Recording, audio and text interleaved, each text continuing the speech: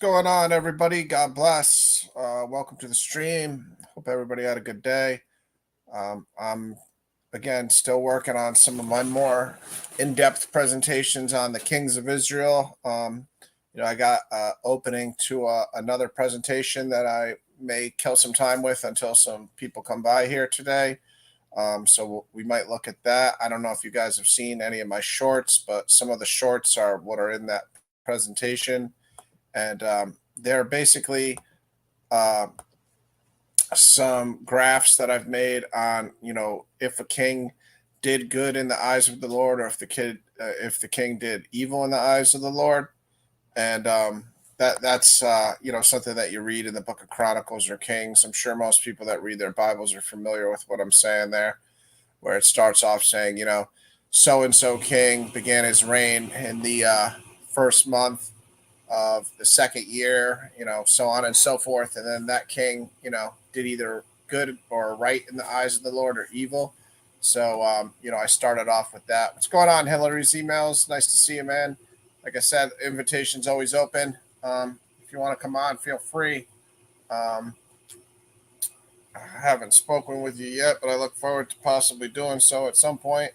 I know you're somebody that follows the content on Jamie's channel and other channels, so that's what we do over here. I know you've seen a couple of my streams by now, and I'm sure you have a feel for what we do over here. And if you've looked at any of my old videos, you can see too. But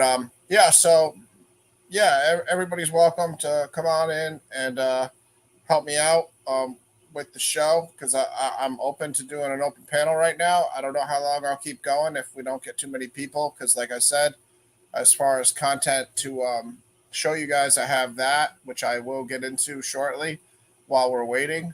But I also will, like I said, not keep it too long, if not, because I don't want to just be up here rambling. So I'll just give it a minute or two to see if some people pop in, because I can't see them when I go on the other screen unless they comment, and sometimes people don't comment. So I'll just give it a minute. But also, unfortunately, I am going to have to, just let me pin this link, okay? Unfortunately, I am going to have to address the issue that I had last stream, which I don't know. I don't like to get into politics and he said, she said, and I try not to be a gossip, and none of those things apply to what I'm going to say right now, because I'm not doing any of those things. What I am saying is the truth, and the truth that I'm positive in, and I've had confirmation through the spiritual, what I've had with God afterwards. So, God has reassured me what happened is really what happened in my mind. So, yeah. What's going on, Rudy? One of my last guests, um, tempted to say the name. I think I have to, considering I had several people on that stream. So, yeah, the Bruce guy who had never been on the show. I think he's got a channel, Bible Fight Club or something like that.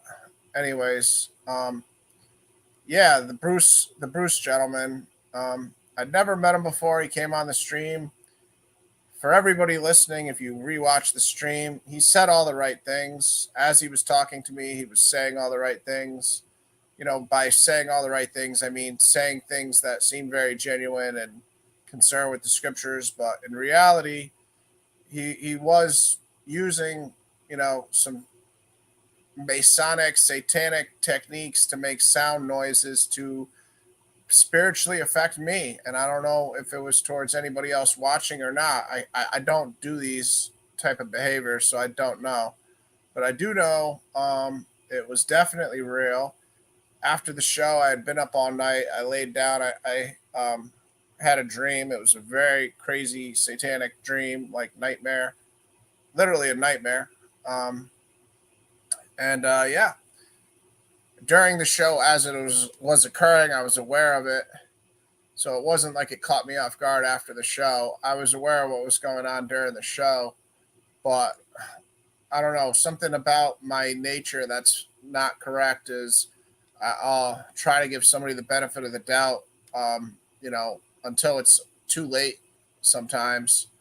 So I basically put myself in harm's way, trying to see the good in somebody not knowing that there is not always good in people and there's definitely bad in people sometimes. And yeah, I mean, I heard the noises. I'm probably gonna erase the stream. I haven't erased it yet, just because I do want like it available for people that are friends with him or talk to him to be able to at least hear the sketchy things that were occurring, because they were very sketchy and you can hear them. What it is it's unnatural noises that somebody will make on the other end. So there's natural noises and then there's unnatural noises, and we all know the difference. And you can't really tell if it's just one or two unnatural noises. But this was like an hour's worth.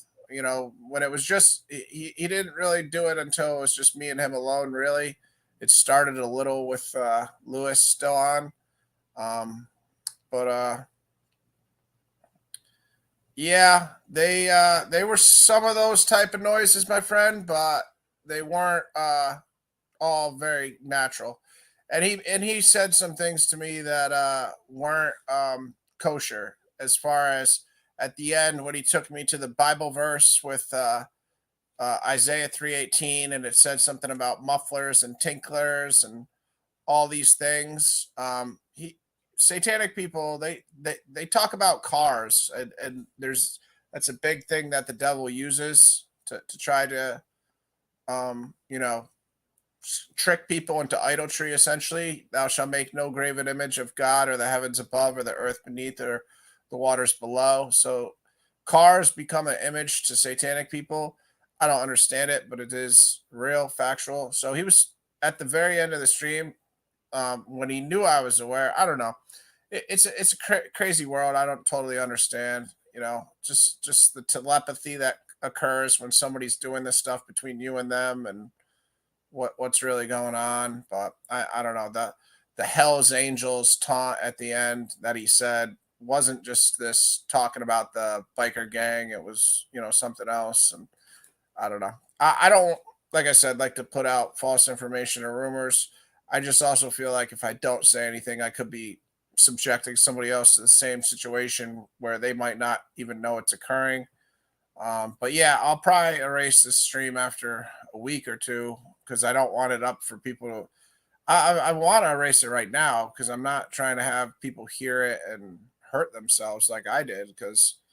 But I don't know if it requires like the person understanding, and because like I was thinking things when I heard certain noises, so that kind of is like a cue for them to make a next noise. I don't know if that's how the whole witchcraft thing works or not, but it probably has something to do with it. So I don't know. Other people might be safe from it, but yeah, man, never met the guy. If you watch the stream, you're not going to hear him say anything that's really crazy. Like I said, the closest thing you'll get is at the end where it shows the Isaiah 3:18 talking about, oh look, bikers, haha, Hell's Angels. Yeah, okay. I got the pun, and it was kind of a sick joke, between a dark joke between him and me, I guess, because he was aware I was hearing it and knowing it by the things I said. And yeah, God had confirmed it to me. I have my ways of, after the show, praying, asking God to show me what is true. So I had to block him. I'm never gonna have him on my channel again. I don't expect everybody to just jump out the window and believe what I say, but just be on your guard when you speak to him. Be aware of unnatural noises. If you're talking to him and you hear one or two, be aware. And if you hear, like I did, a dozen or 20, you probably should have, ended the stream sooner, which I didn't do. Like I said, my first time meeting him, and also just the I don't know, the sick realization of realizing people even do these things. You know what I mean? Is why I let it ride as long as I did. But anyways, I'll keep it moving. If anybody ever wants to, talk to me about it, that's fine. But I don't want to just go on a long filibuster about it, or long speech about it. But it is what it is. I hope he's happy. I hope he got what he wanted out of it. I hope he doesn't do it to too many more people, because he's only ambushing himself. Proverbs 110 through 118 tells you this.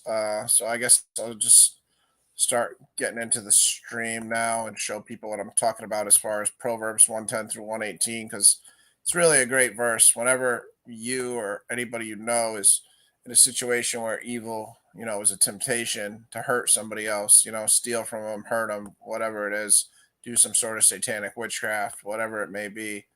Um, yeah.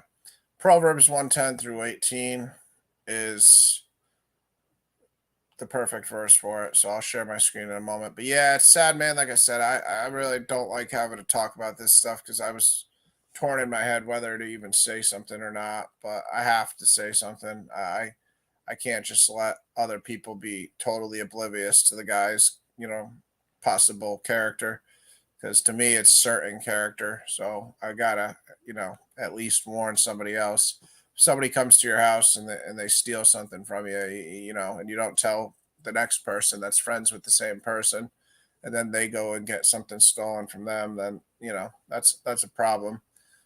Great, grateful for God because He couldn't steal anything from me because God protected me. Thankful for the Father and Jesus, who all of God's enemies are at Jesus's footstool. Thankful that we live in a world where God is real and God conquers evil and evil won't conquer good. Blessed for a lot of things. Luckily, we live in a world that is that beautiful, that after this life and even during now, we're protected by good, the most righteous Father and Son, Jesus Christ, and the Holy Spirit. So, anyways, that's it, and I'll move on now. But anyways, so here's, like I said, a great group of scriptures: Proverbs 110 through 118. That anybody that's thinking about doing anything, any harm to people, should always think about. And yeah, Hillary's emails, man, be careful watching it. Like I said, I hate that it's even on because it's not the greatest thing to have around for others. Because like I said, I don't know if it can hurt others. So I am probably going to erase it, within a week. So, but again, it sucks. I had a decent show on Uzziah, which I'll have to redo, but that's the least of my concerns. I already tried to edit out the portion where I was talking to Bruce, but I couldn't edit it out, unfortunately. I don't know why I have such trouble with the YouTube creator editor thing, but I tried to edit that 2 hours out of the stream, but I couldn't do it. And, so I'll have to try to get some sort of editing software maybe in the next week too. So that's my other reason I haven't erased it yet too. But also just so other people can at least hear some of what I'm saying so they can protect themselves. So I guess that's the other reason, so people can protect themselves, anyways, here it is, Proverbs 110 through 18. My son, if sinners entice you, do not consent.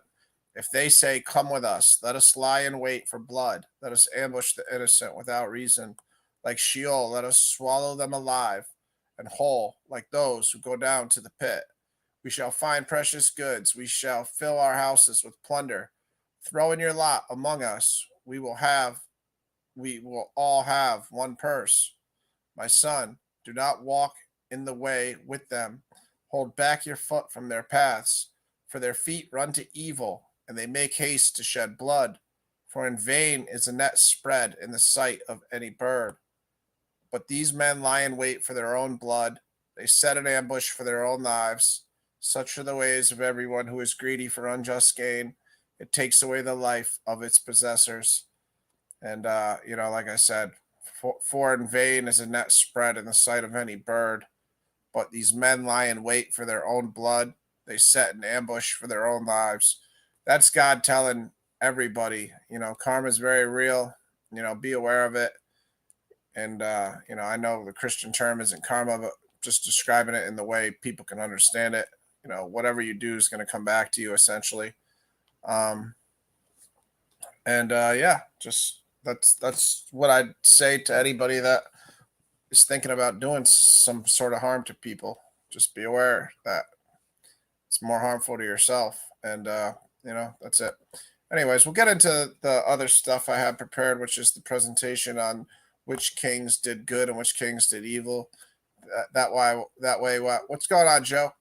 If anybody joins, tell me if you hit the link in the normal chat, not the private chat, because I can't see the private chat when I'm sharing my screen like this. What you guys see on the screen is what I see, so I can't see anything. The guy last show did some witchcraft stuff, Joe. The Bruce guy. Just watch the first 10 minutes, so I don't have to repeat everything. But yeah, I don't know his channel. It's like Bible Defenders, not Bible Defender, Bible Defender Fight Club or something. I don't know if Hillary's emails knows his channel's name. Maybe he could say it. But yeah, just look out for the Bruce guy, man. If he's making any unnatural sounds, noises, be careful on a stream with him. That's some satanic way of attacking people. A lot of people don't know that. I didn't know that for 35 years. It sounds crazy to me to say, oh, somebody can hurt you with noises, but trust me, they can. It's a strange word. Well, trust me, they can't hurt you, but they can attempt to hurt you, and they can put you in a strange state, a weird vibration, a weird energy state where like I got into, you'll have a nightmare or two, but God will protect you. They can't technically hurt you, but they can mess with your mind a little. You can be thinking some unnatural things. Yeah, just be aware, man. Like I said, I want to erase it at some point, but I want people to at least see what I'm talking about too, so that they can be aware, because I know he does talk to other people. Like I said, the whole Isaiah 3:18 Hell's Angels haha moment, that was some, between him and me, sick dark joke, that because he was aware I was aware of what was going on by, I don't know, telepathy or what. I wasn't reading his mind on the other end, but I was aware that my mind was being messed with while the show was going on. So you guys can kind of tell by my responses how I was aware of it at the time and didn't really know what to say, because you got to be careful what words you say. There's certain words in English that are bad to say, letters, specifically F, G, P, and K. So I was trying to say words that didn't have F, G, P, and K, but the English language has a bunch of them.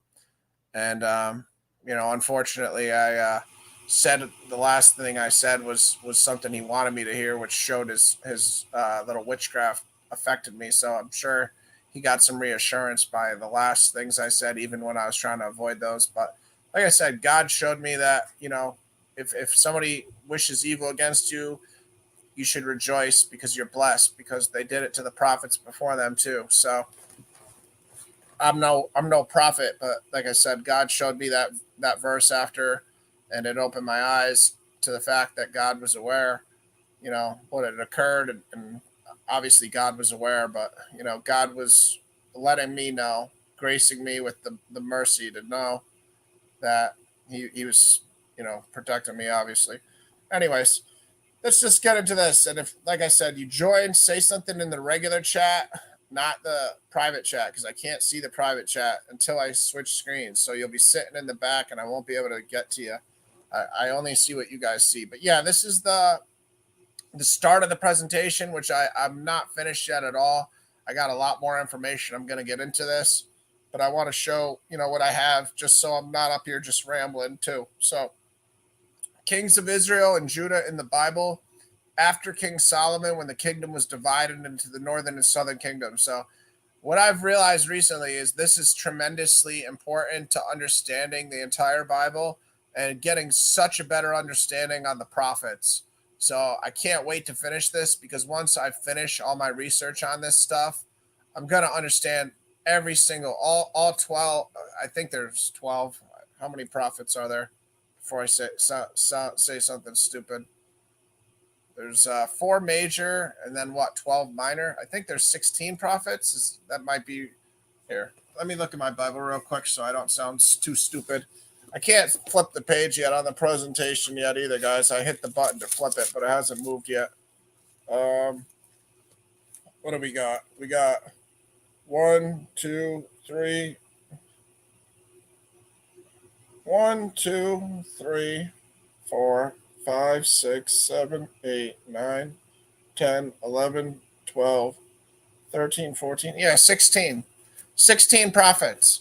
And, I can't wait to finish all the work on these 16, on, all these kings of Israel, north and south, um, because I'm going to understand the 16 prophets so much better.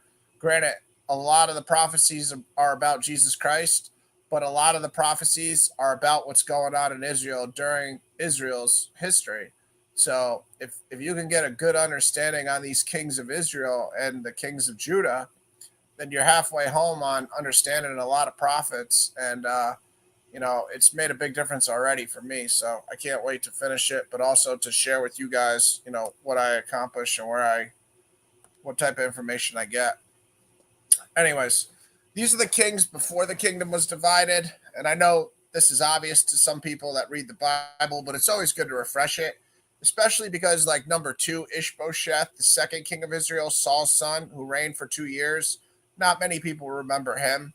So we all kind of remember Saul, David, and Solomon, and each of them reigned for 40 years. So they had, a lot of history in their reign. But Saul's son Ishbosheth, if you just type his name into Blue Letter or something, you'll see he was the second king of Israel, not King David.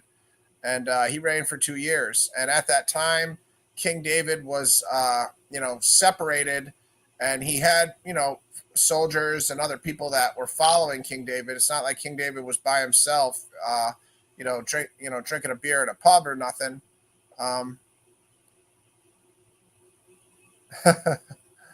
you know, I don't know, Joe, man. I'm sorry about that. I try to, when Lewis comes on, I try to let him do it because I think God saying if somebody asks you to go with him 1 mile, go with them 2. And I'm just trying to be a good Christian. So when Lewis asked me to sell stuff, it's not that I'm getting a 10% cut of it. It's that I'm trying to think of what Jesus told us. And I do my best, man. I do my best to try. It's a battle, as it is in life for all of us when we try to do what God teaches us to do.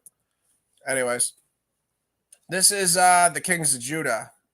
So we got the overview of all 20 kings. So if you want to remember it, it's an easy number to remember. It's 20 kings after in Judah. So remember, there's going to be 19 kings in the north. So the northern and the southern kingdom are divided, but there's 20 kings in the south, from Rehoboam, Solomon's son Rehoboam, all the way down to Zedekiah, whose name was Mattaniah, and it got changed to Zedekiah by Nebuchadnezzar. So just be aware that that's one of those situations where you might see 2 names at times. I just put the Zedekiah name because that was his, more common name in the Bible. But Mattaniah, like the name Matt, Aniah, Mattaniah was his name before Nebuchadnezzar changed it. So Zedekiah's name was changed, and so was 18, 19, and 20's names were all changed. But 18's name was changed by the Pharaoh, Pharaoh Necho, Neco. I don't know if I'm pronouncing it right. It might be Necho. But Pharaoh Necho captured Eliakim, and his name got changed. Bear with me for a second. I'll tell you. I think it was either changed to Eliakim or it was Eliakim. Let me make sure I get this right for you guys. See what I can do here. Changed to Yahakim. Okay, so his name was Eliakim, and then the Pharaoh changed it to Joachim. Jehoiakia. J. It's the same as the one on the screen. Well, actually, no, it's not. It's Jehoiakim. Eliakim, number 18, king of Judah, got his name changed to Jehoiakim when the Pharaoh captured him, Necho. All right. So, anyways, these are the kings, like I said, and only 8 of them, of all of these 20, did what was right in the eyes of the Lord. So again, when we read the Bible, everybody that's read the book of Kings or Chronicles is familiar with the term. He did what was right in the eyes of the Lord, or he did what was evil right at the beginning of the king's reign. So say it was the first month in the 3rd year of, the other king of Israel, And it'll, because what it does is it gives you the year for the southern, like if we're talking about the southern kingdom, Judah, it'll give you the year of the other king in Israel's reign. So it'll be like, for instance, the fourth year in the reign of Jeroboam, and then you'll understand, okay, that's when this guy took over. So that's a good way to actually keep the dates and the chronology in order. So it's actually very good that the Bible writers did this. Obviously, God's book, he had some, idea what he was doing. But yeah, it allows us to, coordinate the chronology of the history. But the bottom line is, like I said in the beginning, when the person's getting introduced, the king's getting introduced, it says, in the fourth year, so and so's reign, he took over, and then the very next sentence is going to be, he did right in the eyes of the Lord, or he did evil in the eyes of the Lord. And everybody that reads the Bible a lot, or at least has read it once or twice, knows what I'm talking about. This is the chart of all the kings of Israel from Judah and Northern Kingdom Israel. On the next page is going to be the Northern Kingdom. And on the next page, I'm going to show you every single one of the Northern Kingdom kings didn't do what was right in the eyes of the Lord. There was not one. So these 8 that are on this screen right now, Asa, Yeshaphat, Josh, Amaziah, Uzziah, Jotham, Hezekiah, and Josiah, these are the only 8 kings of Judah or Israel that did what was right in the eyes of the Lord after Solomon. The others did not. Abijah, he's in yellow because it didn't right. He did right in the eyes of the Lord or evil. It said he didn't serve God with his whole heart. So he got a yellow for now. I might have to reread the scriptures to see if I can find a little more evidence on what he did. Not like I'm going to make an opinion, but maybe I missed something as far as what's in the verses. So I'll try to look for that too. Anyways, here we are. This is literally, like I said, the next page, and these are the Northern Kingdom kings. And I don't know about you guys, but I always used to blend these stories together. Oh, yeah. Oh, okay. Cool, Janet. Thank you for coming by. And I know you see Bruce sometimes too, so I don't know if you saw that portion of the show, but rewatch the first 10 minutes. Like I said, it's unfortunate news I had to say about the energy vibe interaction I had with it, Bruce last show, Bible Fight Club or whatever his channel is. But anyways, yeah, Janet, come on back whenever, or God bless. Nice to see you. I'd like to have you on sometime again. That'd be awesome, because I heard you on Jamie's channel once or twice, and you are definitely well spoken and obviously know this Bible better than myself and most people. But yeah, yeah. Yeah, the situation was just something that most people won't understand. So I understand if people don't understand it. It was, sound and frequencies, some weird stuff that's over my head, and I don't really understand it. Unfortunately, I just understand enough of it to understand when bad things happen to me. That's about it. But anyways, I won't go back to that because anybody can watch the first 10 minutes of this again. But anyways, the kings of Israel all did evil in the eyes of the Lord. So all 19 of them. And like I said, I don't know about you guys, but I used to blend these stories together. So Southern Kingdom and Northern Kingdom isn't something like you really are an expert at when you first read the Bible. Honestly, for a long time, I didn't even separate the two.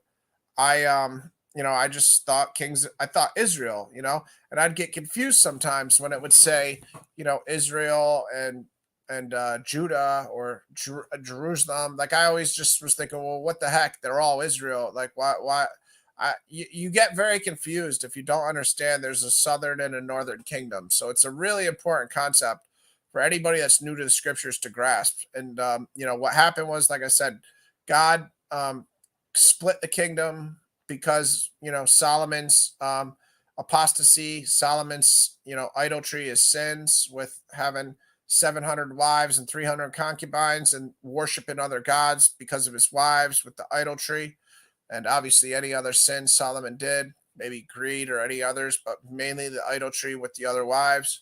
God said he was going to tear the kingdom, but he wasn't going to do it from Solomon because of his servant David. So for his sake, he waited till Solomon's son, who was Rehoboam, who we saw on the last page, who also did evil in the eyes of the Lord.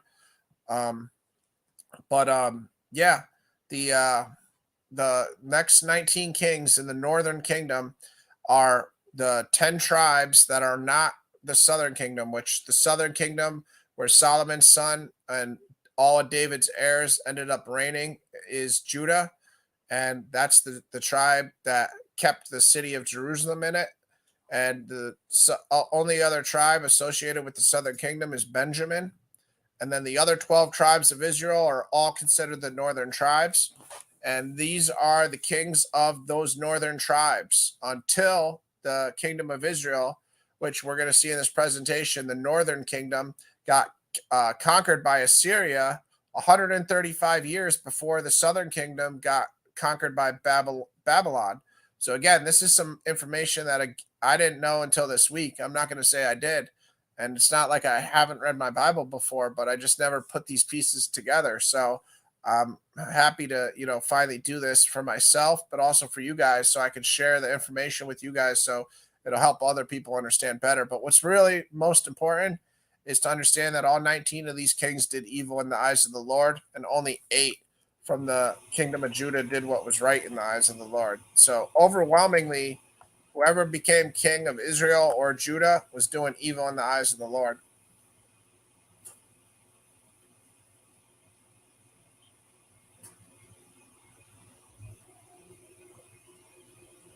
All right, this chart here I made to show you guys the age of each king of Judah and the time they reigned. So for Judah, they gave the age of the kings. They didn't do that for the kings of Israel, the northern kingdom. I don't know why, but there's probably a deeper reason behind it that I don't understand. But they only gave the kings age in the southern kingdom. But this is all the kings' age and their years that they reigned on the throne. I mean, this is kind of self-explanatory stuff. What I'd really like for you guys to do is just like after the show or during the show now, just pause it or take a screenshot of this stuff. So this chart and also the other 2 charts, feel free to take screenshots on. That's my ultimate goal. All you got to remember is, the red is the ones who did evil. The yellow is the one guy who it said not with his whole heart, but didn't say either way, Abijah, the second king. And then the green are the ones who did what was right in the eyes of the Lord. And remember that every single king of the northern kingdom didn't do what was right. But like I said, I'd like people to take screenshots of this. That way they got all this information, and they don't have to do the work that I did organizing it. So please, I don't think it's, necessary to beat this to death. I'll let you guys take another look for a couple seconds here, and then I'll go on. Oh, yeah, sorry. I should speak on it because I just looked at it. Number 7, Queen Athaliah. She's the only queen. But I just included her in the king's list because the Bible itself, the way it's written, has her essentially just, like a king, talking about her reign and what she did. And, why would I exclude her just because she's a woman? I mean, it wouldn't make much sense. So, I use the word kings, and obviously I can add a caveat to every time I say it because there was one queen, and it was number 7 here, Queen Athaliah. And she reigned for 6 years. So what she did is the king, number 6, Ahaziah, she killed, I believe she killed him too. Sorry, I don't know that if she killed him or not. I think looking at the fact he reigned 1 year, I think she had him killed too.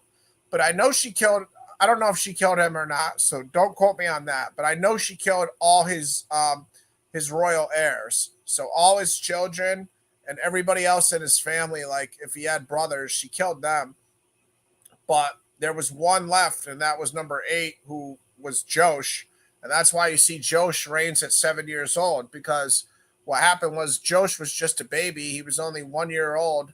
And his sister, Ahaziah's sister, Josh's Josh's aunt, Ahaziah's sister, Yehosheba, Jeho Sheba, hid him, and that's why Queen Athaliah wasn't able to kill him. So Josh was hidden with one of the priests who was named Jehoiada, Jehoiada, and he raised Josh till he was 7 years old. And then when he was 7 years old, the priest told other people because everybody didn't know about it. It was the priest, like it was like a movie with a samurai where the baby's getting kept in the sensei's house or something. But yeah, Josh was a baby getting hid in the priest's house. And when he was 7 years old, he got other priests together and just other people in Judah and said, this is the king's son. He's alive. Let's kill the queen. Let's put oil on the baby's head, blow the trumpet, get her like lower her out.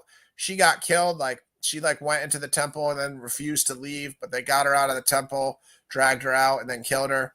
And it's a real interesting story, man. It's definitely interesting. Hey, thanks, Bible, nkjv.com. I appreciate it. Like I said, if anybody wants to hop on, feel free. Oh, what's going on, Brandon? If you want to hop on, Brandon, tell me in the chat you're typing right now. Say you're hopping on because I can't see. I only see what I'm sharing on my screen now, so I can't see if you're sitting in the back. So tell me in this chat if you do decide to hop on. But nice to see you, Brandon. I hope you're doing well, my brother. Anyways, the Queen Athaliah, she was the only queen. So 6 years. Then she got killed, and Josh started reigning at 7 years. And every year that Josh had under night, Brandon. But every year that Josh had under the priest Jehoiada, he did what was right in the eyes of the Lord. So at the very end of Josh's life, I guess he did a couple things that weren't perfect, but it still said, he did what was right in the eyes of the Lord. Because the majority of his life, like 30 something years of it, while the priest was alive, he did what was right. I guess the priest passed away at the end of his life, and that's when he didn't do what was right as much. But anyways, I'm trying to skip the page, but computer's not working with me. So I guess just enjoy the view for a second. Like I said, just if you want another little side note here, we see Uzziah had a 52-year reign. Manasseh had a 55-year reign. Manasseh obviously has the longer reign, and he was a king that did evil in the eyes of the Lord. And if you read what Manasseh did, he did a lot of evil. So it's not like he just did a little evil in the eyes of the Lord. He did a lot of evil.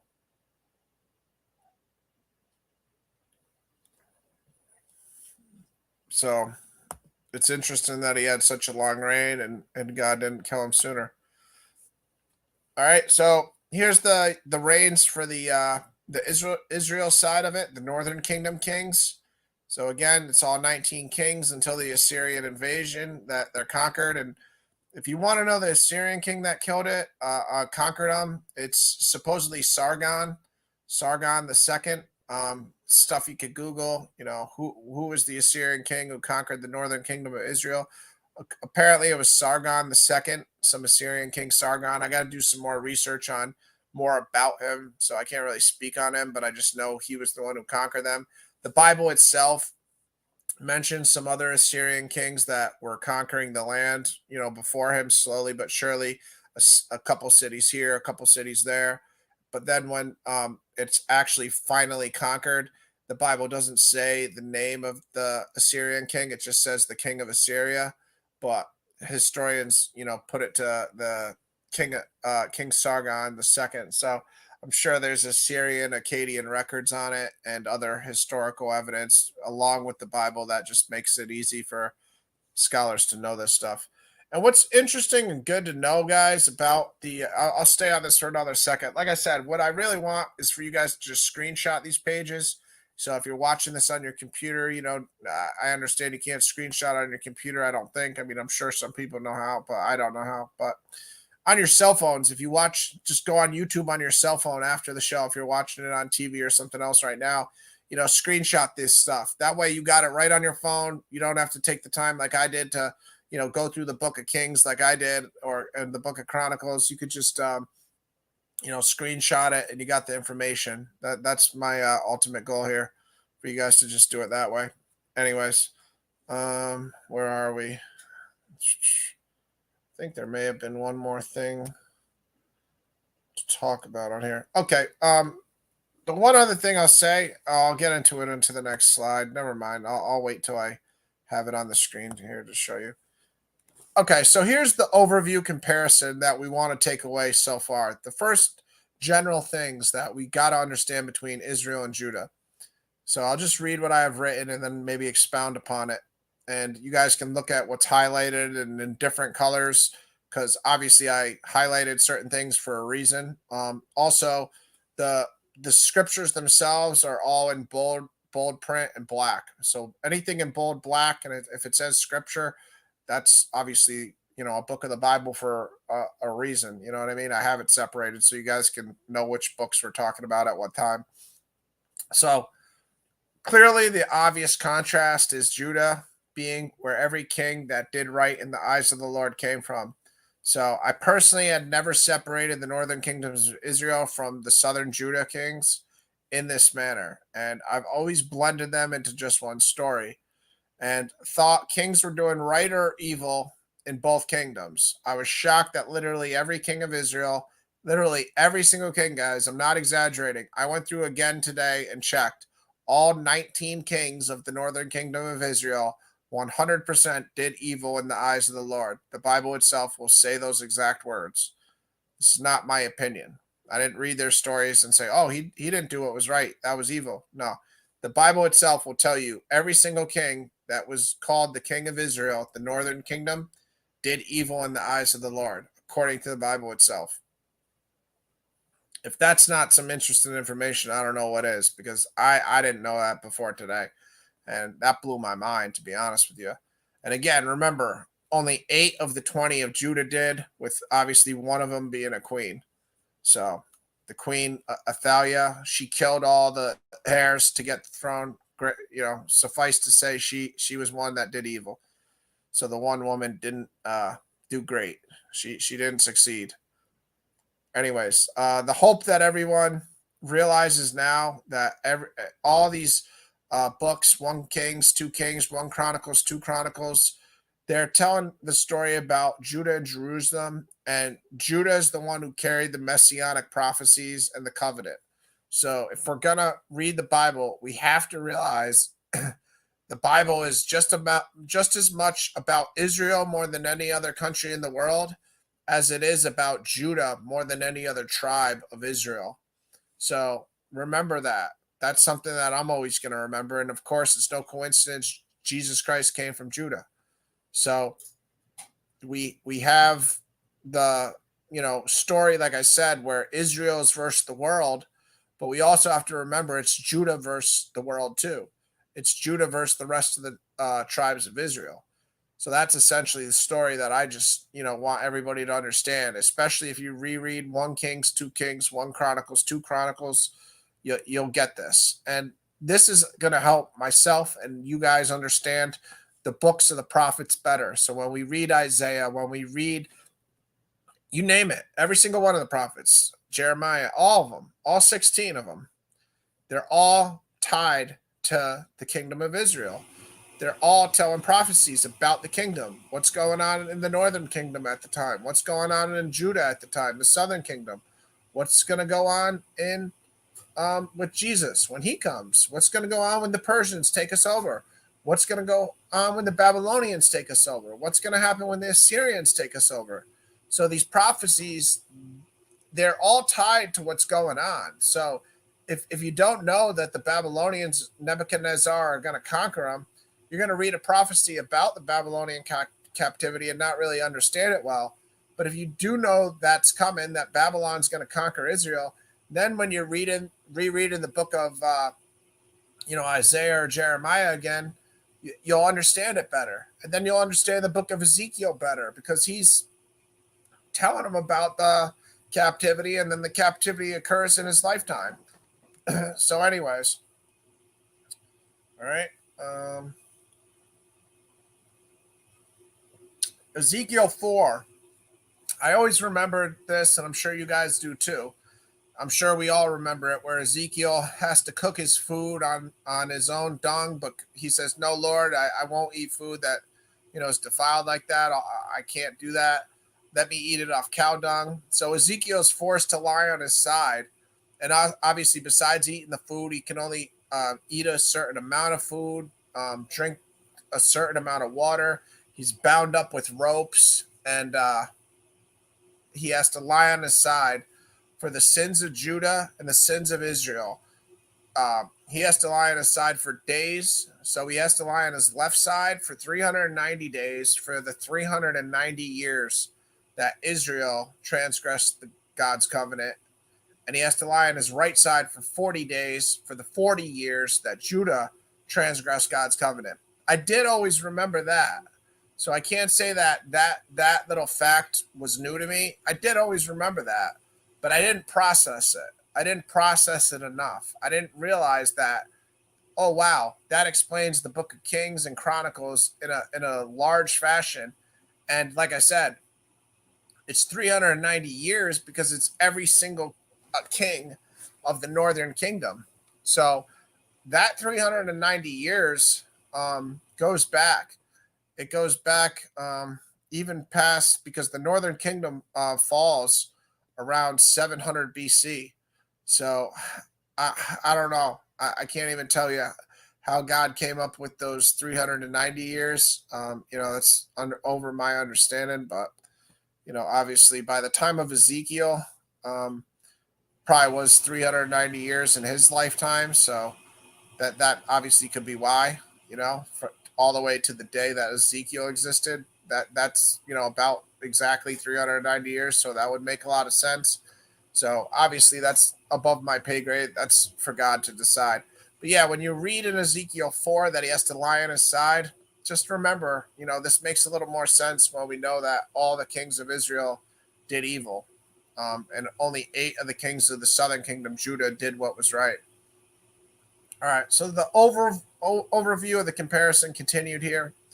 The length of time of each king reigned is significantly different. Obviously, like I just said, because there was 135 less years for the northern kingdom because the Assyrians conquered it in 722 BC. And again, guys, I'm not going to lie to you. I didn't know that till I started to do this show.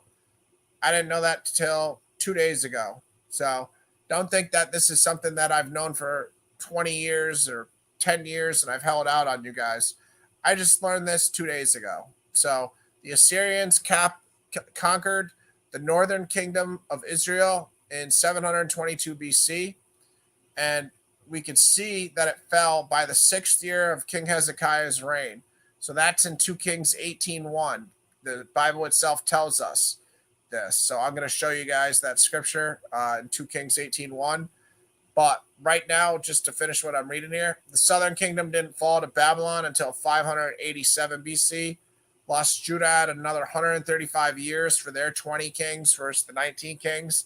So that's why the average length of the king serving is shorter. So I just wanted to break it down so you guys understood when I said, each king served for a less amount of time. Well, it's pretty obvious when you pretty much have the same amount of kings. One has 19 and one has 20, but one lasted 135 years. So that makes more sense on why Judah's kings served for a longer time. But yeah, let me just show you guys that verse, Kings 18:1, though, because like I said, it's ties into what I just said about Assyria conquering Israel in 722 BC. Some scholars will say down to 709 BC. I'll get into that more in a second and explain their reasoning for the dates. Because when it says the 6th year of Hezekiah, that's I'm confused for a second here. I already had Blue Letter open, so I got confused why I had to open it again. But anyways, I hope you guys are enjoying the show, man. doing my best to make it informative and somewhat entertaining as best as I can. I hope other people come by. I didn't know Jamie had a stream going, but don't worry. I'm gonna end this soon anyways because I don't have many more slides. Maybe one or two more slides because I haven't finished this presentation yet. I just was trying to show you guys, what I had because I didn't want to just be up here rambling. And I was hoping more people come by, but I know some people are over on Jamie's stream and other places. So I'm gonna finish this presentation within the next week, so it'll be full.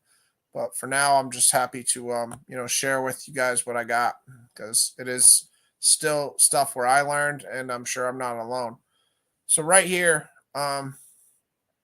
you see in 2 Kings 18:1, it says, "In the 3rd year of Hoshea, son of Elah, king of Israel, Hezekiah, the son of Ahaz, king of Judah, began to reign." And just to read on, just so you guys understand the beginning of the video more, which I know most of you guys already understand it, but for people that were confused, he was 25 years old when he began to reign, and he reigned 29 years in Jerusalem. His mother's name was Abi, the daughter of Zechariah, and he did what was right in the eyes of the Lord, according to all that David his father had done. So again, this is the reason why, I had the chart in the beginning with the green being right in the eyes of the Lord, the red being not right, evil in the eyes of the Lord, and the yellow, the one yellow was for Abijah because it said he didn't serve God with his whole heart. It didn't say he did evil, or it didn't say he did, wrong. But yeah, all the other kings, it says they did evil, or it says this, they did right. So, I mean, it's not too hard. I can show you guys one that says they did evil. I'm sure most people understand it. But the point of this right here is the 3rd year of, in the 3rd year of Hoshea, that's the 19th king of Israel. That's the very last one. And he only reigns 9 years. So if he's in the 3rd year of his reign when Hezekiah starts his reign, then Hezekiah, according to scholars, starts his reign either 727 BC, or some scholars will make arguments for 715 or 16 BC. So there's a 12-year range where scholars don't know. They have the different beliefs. But within 6 years of Hezekiah's reign, the Assyrians are going to conquer the northern kingdom of Israel. So that's where the Assyrian date is just right around 720 BC. Because I could give you the exact date. Some scholars say 722 BC, but like I said, there's a range. It could go from 722 BC down to like 710, 79 BC. There's like a 12, 13-year range there. Just remember the Assyrians conquered the northern kingdom, which is literally every other tribe except Judah and Benjamin. They conquered that around 720 BC. That means that those people are all enslaved by the Assyrians. Every single person that is in the northern 10 tribes, besides Judah and Benjamin, they are enslaved by the Assyrians. They are slaves. They are.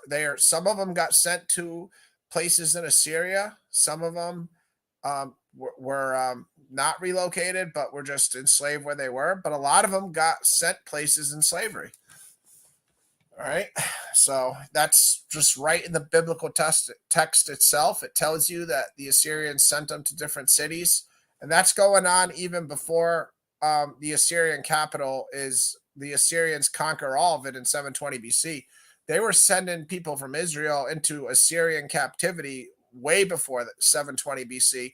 It was multiple kings ago. And I'll break that down more in my presentation because I didn't write it off the top of my head. I just read it in preparing for this show. But yeah, I mean, they would conquer cities at a time. So it's kind of like if somebody invaded America and they just conquered California, and then they send all the people from California into slavery slowly by slowly, getting some of the people out. And then, they didn't conquer America yet, but they conquered California 100 years before they conquered America. That's essentially what happened in Israel. They started conquering parts of it at a time, and they ended up, getting it all by 720 BC because obviously God, was punishing the people for every single person, not doing what, not every single person, but every single king not doing what he was supposed to, and the people being, wicked themselves, following the unrighteous behavior. All right. But yeah, this is just to show you biblically where it's at. This is a cool thing right here, ironically, that I learned doing my Hezekiah presentation. So another cool thing you guys will find interesting that I found interesting is 2 Kings 18:4. So it talks about Moses's bronze staff that the Israelites had been worshiping. Not all of them, but some of them had been worshiping because it was Moses's staff and it did these magical things. And the people were used to worshiping idols. So people were worshiping it, bowing down to it, doing whatever they were going to do. When Hezekiah became king, he immediately destroyed it. So as we see here, this is right when he becomes king. We're talking within the first week, month, he became king. He smashed Moses' staff, that was the bronze serpent, and the bronze serpent's staff was called Nehushtan. So it sounds like Hebrew for both bronze and serpent. So remember, serpent is Nahash, Nahash or Nakash. Nakash, actually, more maybe pronounce it Nachash. I don't know how to say it, but that's the Hebrew word for serpent. And bronze, I don't know, but Nehushtan was the name for Moses' staff. And Hezekiah smashed it, as you can see. So he broke it in pieces, the staff that Moses had. So cool little side note, right, to tell you about, Hezekiah's reign. If you guys watched my video on Hezekiah's tunnel, you already saw that, but I know everybody hasn't watched every single video I've ever done, so I'll bear with everybody else and let them know what's there on the page. But anyways, so here we are. We see another important distinction, and I'm right by the green star here now. So the second most important thing right by this green star here is the kings of Judah. They were passed on through their paternal lineage. So the king had a son, he had an heir, and the throne got passed to the heir. That's how the kings of Judah got spread. That's why we understand that the genealogy of Jesus Christ is important. The kings of Judah were spread through the paternal son. Whereas what happened in the Assyrian, what happened in the northern kingdom is people would take the throne over. So I have more about it on the next couple slides, but just to tell you guys why this paternal heir passing on of the throne is important is because it's a direct contrast to what was going on in the north. The northern kingdom, the people, 8 out of the 19 kings took the throne by force. And when I say 8 out of the 19, think about Jeroboam. He was the first king. So it's really 8 out of 18 because the first king didn't have to take it out of force by anybody. He was just the first king of the northern tribes because they seceded from Solomon. So he didn't have to, people just followed him and made him king. He didn't have to take it from Solomon. God just gave it to him through the prophets, and the people followed him. So it's really 8 out of the 19 total, but it's really more like 8 out of the 18 people that became king in the northern kingdom. They took the throne by force. They weren't a blood relative. They murdered and just had an army or a couple people, enough people to take over the throne. So they had enough. I'm sure some of them had almost, some sufficient armies, some serious backup behind them when they killed the king. But yeah, that's how the throne got taken in the northern kingdom. But in the southern kingdom, and I'll concentrate on that because I'll talk about the other stuff more if I'm on the other slide. But the southern kingdom, 17 out of the 20 was passed through the paternal heir, which is just your dad's heir, if you guys didn't know what paternal meant. Anyways, the only exceptions, so I got both the exceptions here. One of the exceptions at the bottom in red, obviously, is Athaliah. She's the queen. So she wasn't, the heir to the throne. She's the only one of the the southern kings that took the throne by force, though. So if you want to remember that 17 of the 20 were heirs, sons, also remember the other two besides Athaliah, they didn't take the throne by force. Athaliah was the only one who took the throne by force in the southern kingdom. In the northern kingdom, 8 people did. 8 of the 19. Okay? And again, take screenshots of some of this stuff if it helps you guys out, so you could just read the screenshots on your spare time. That's why I got the stuff on the screen, but you guys can see me do the presentation, see some information while we're doing it, but also so everybody can take some screenshots and not have to listen to me rant for hours too. So the only exceptions are Eliakim, who became the 19th king after his brother Jehoahaz had been taken captive to Egypt within 3 months of being king. And they were both sons of the prior king Josiah. So again, 17 out of the 20 are the paternal heir. One of the 20 that was the exception, he was a brother of the king. So he wasn't the direct heir, he was the brother. But then his brother got kidnapped within 3 months by Pharaoh Necho, you see there, Neco, and he got taken into Egypt, his brother. I don't know why, but the brother got taken. The king that was the brother got taken, and the other brother got made king by the Pharaoh. So for whatever reason, the Pharaoh wasn't feeling the one brother, but he had no problem appointing the other brother king. So it's pretty crazy because the Pharaoh changed Eliakim's name. So the other brother paid tribute. The one who became king, obviously Eliakim, he got his name changed by the Pharaoh to Jehoiakim, as you see there. Jehoiakim. The Pharaoh is the one who changed his name. My best guess is just being a human being is the one brother, the first one. He didn't want to pay tribute, So Jehoahaz, his brother, who only reigned 3 months on the throne, when the Pharaoh asked for tribute, pay me gold, pay me silver, he told the Pharaoh no, and or he said it in a different way that the Pharaoh didn't like, and the Pharaoh took him as a prisoner, and then the brother agreed to, not even try to get his brother back or fight him, but to pay, the tribute, which he did pay the tribute, as the scripture does say. Eliakim paid Pharaoh Necho tribute, so that's the one that wasn't paternal heir, so wasn't the son of the king. But again, the only reason he wasn't the son of the king is because the king was his brother, and his brother got taken into captivity.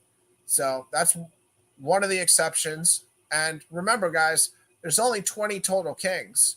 So the fact that these exceptions happen as far as the 19th king and the 20th king says a lot too, because it means that if the kingdom was just running as normal, it wouldn't really have happened. But what happened was at the end, the Pharaoh, like I said, he took the brother, and he would have conquered Jerusalem if they didn't pay tribute. He would have probably gone to war with Jerusalem if they didn't pay tribute, but he didn't conquer it, but he asked, the king to pay tribute.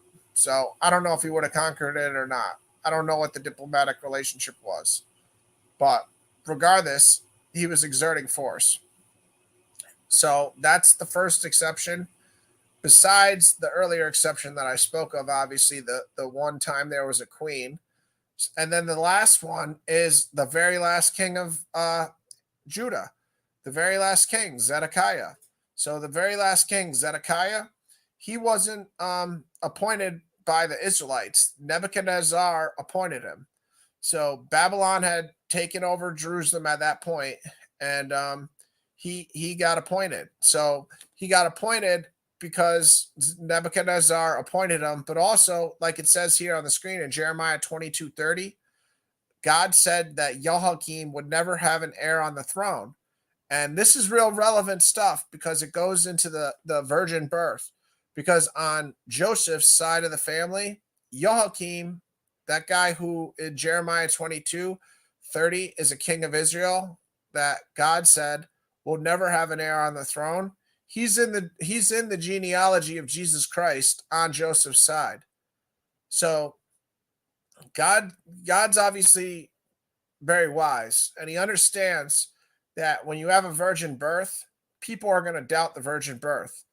especially considering, like we see here, 17 of the 20 kings of Judah were all sons. They were all paternal sons.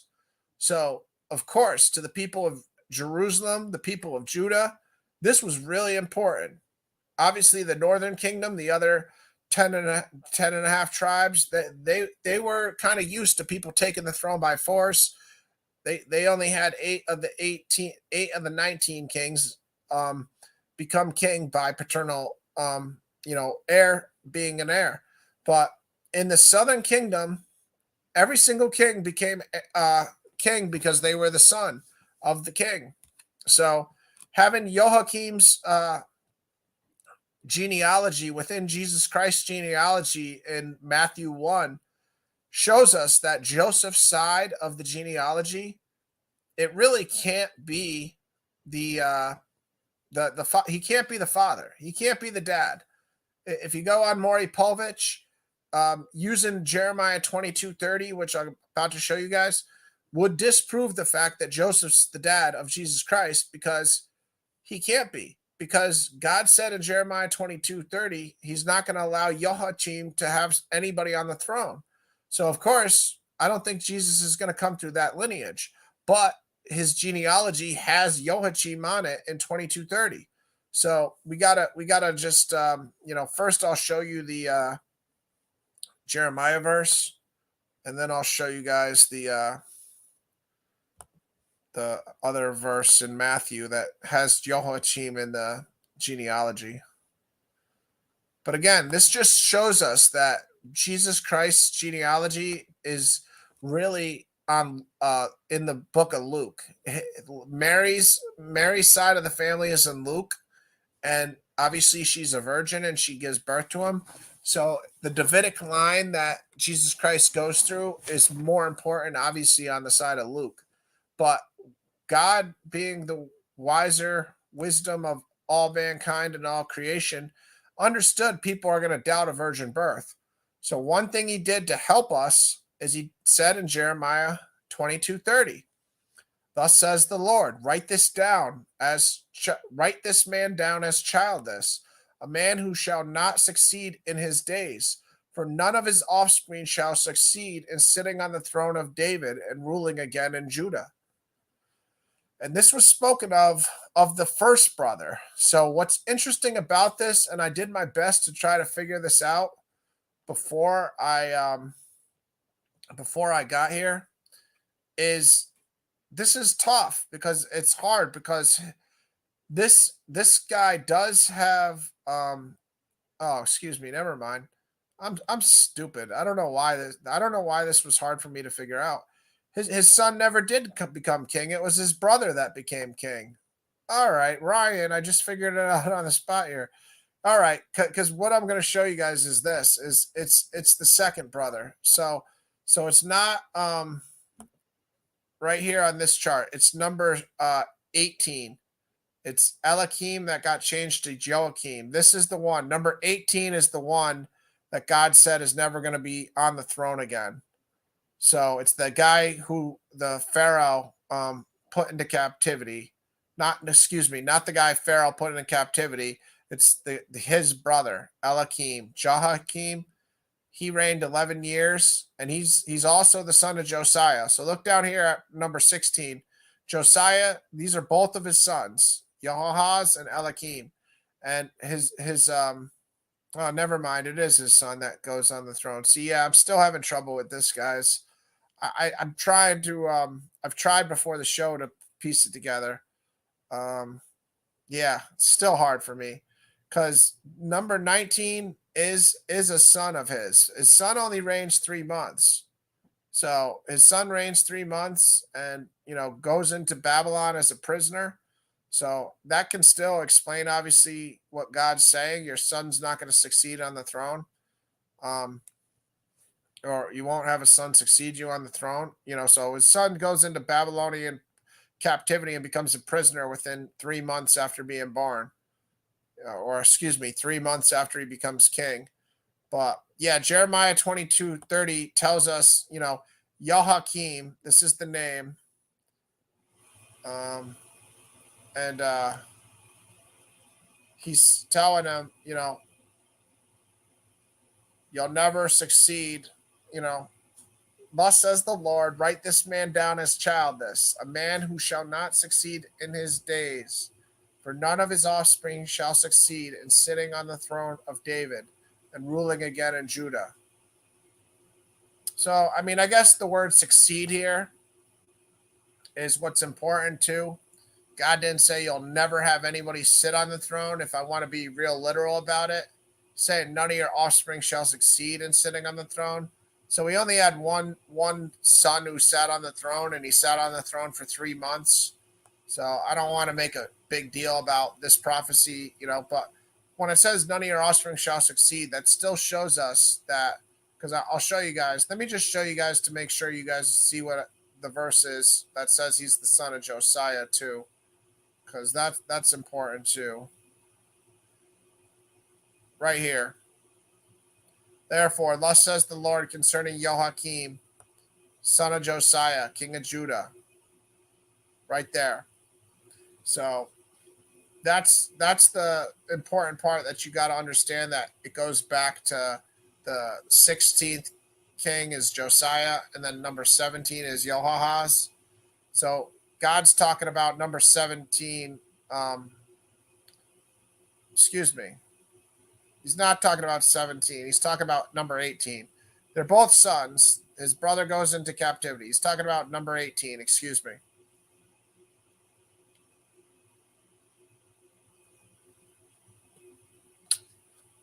And again, that's the one who paid tribute to Pharaoh. So he was only, able to reign, with that relationship because his brother had been taken into prison into Egypt. So Jehoiakim is the one that God's speaking about in Jeremiah 22:30, saying he will never have an heir to succeed.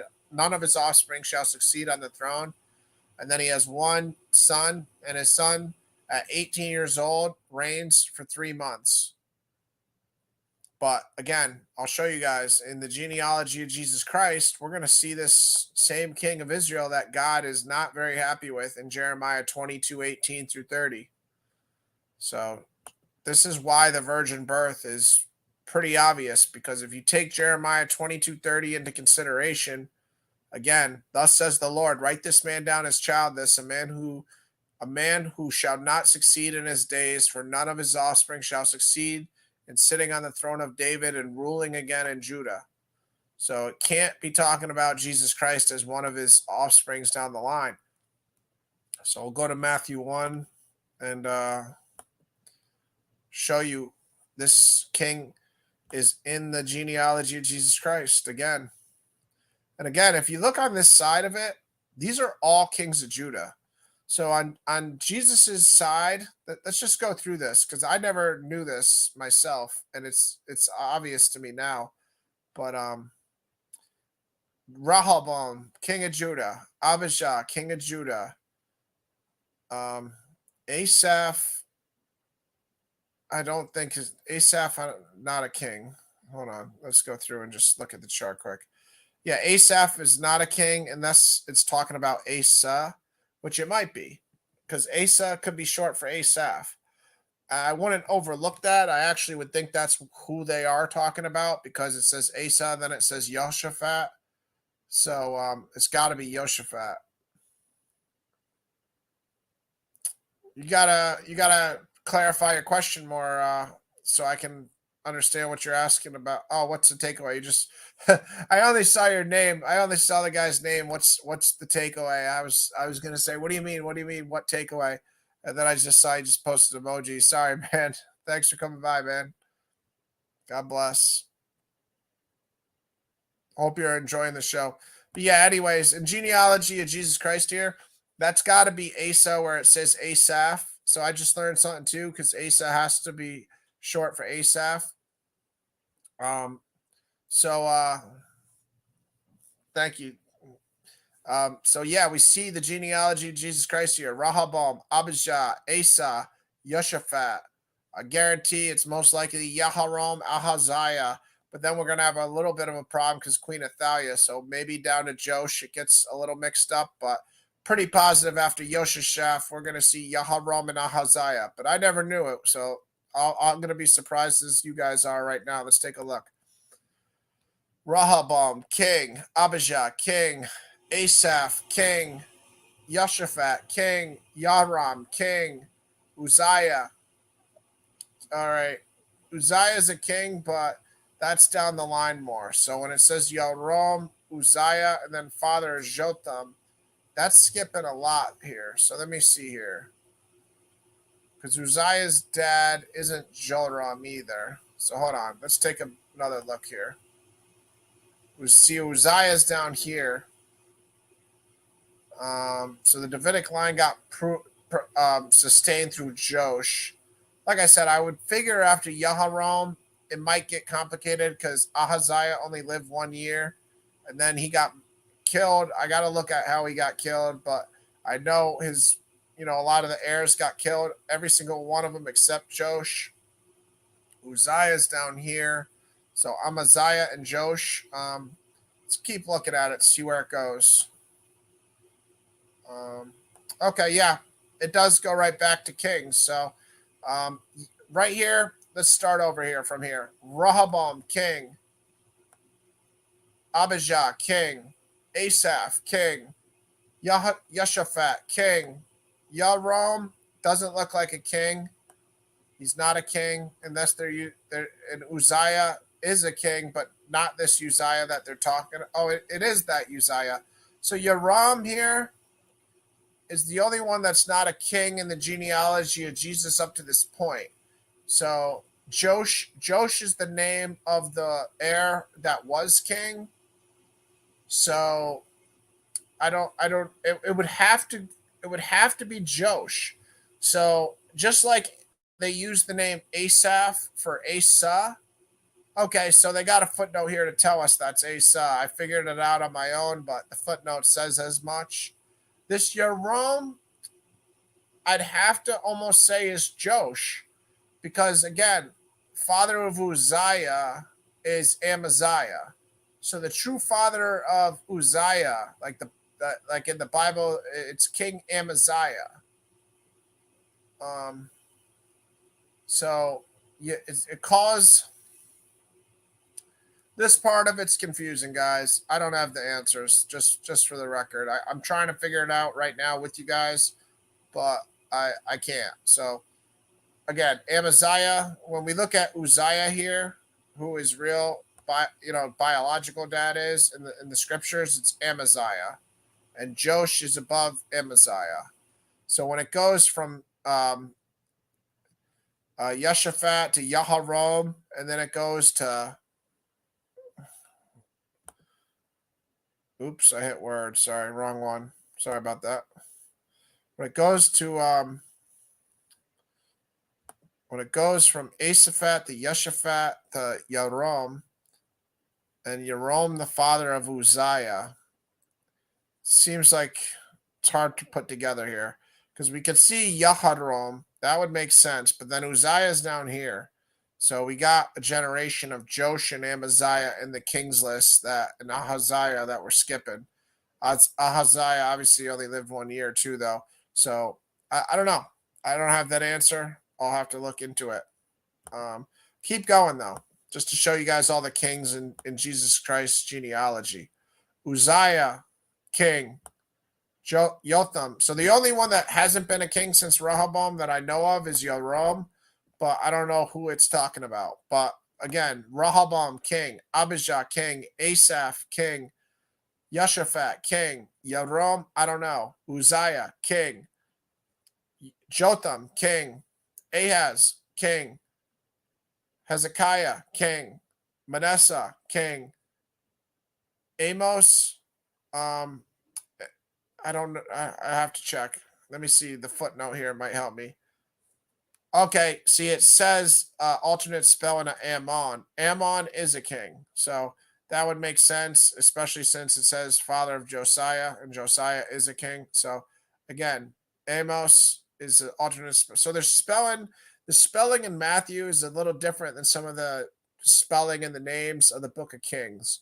So we're really going to have to look into Yoram and try to do some scholarly work on who they're referencing there.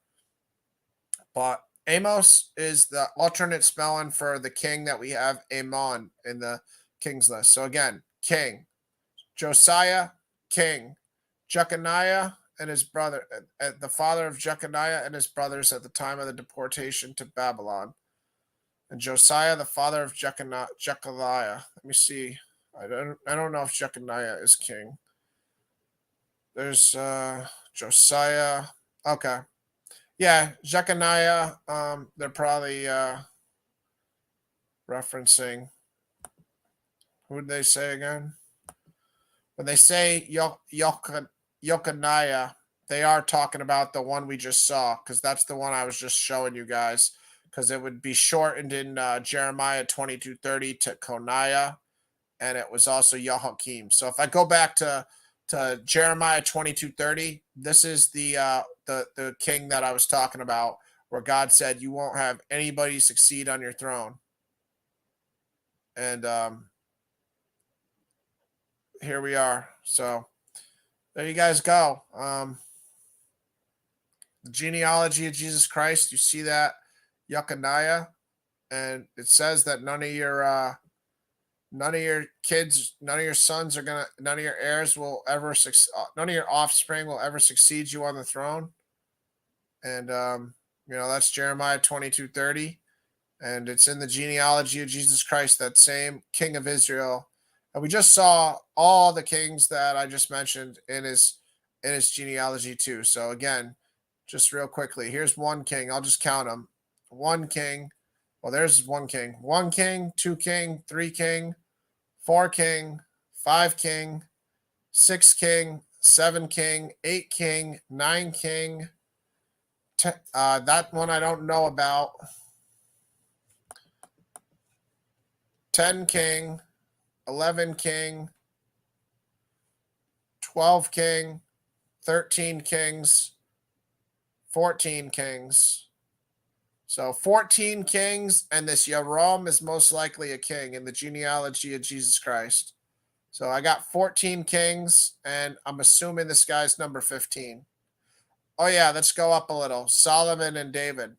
So 16, 17, most likely 18 kings up to the Babylonian captivity of Jesus Christ. Because David and Solomon also. So there we are. We got 17 guaranteed kings, and I'm assuming this Yoram is a different spelling of Josh, or one of the other kings that we have here. Because again, they've spelled a couple of the names different, and we got Josh as the heir here. So I got to assume that Yoram is spelling of Josh, because then we got Uzziah after it. So the only generation that would be skipped in that case would be Amaziah. So they would have just been skipping Amaziah for whatever reason, above my understanding again. But I got to assume that Yoram is probably a spelling of Josh. So we got guaranteed 17 and most likely 18 kings in the genealogy of Jesus Christ, guys. That's something I just learned with you guys on the spot. I hope you guys, found that interesting, and you probably already knew it. I didn't. So I found it real interesting. Guaranteed 17 kings in the genealogy, probably 18. That has to be an alternate spelling of Josh, I'm assuming. 99%, I'd say that's Josh.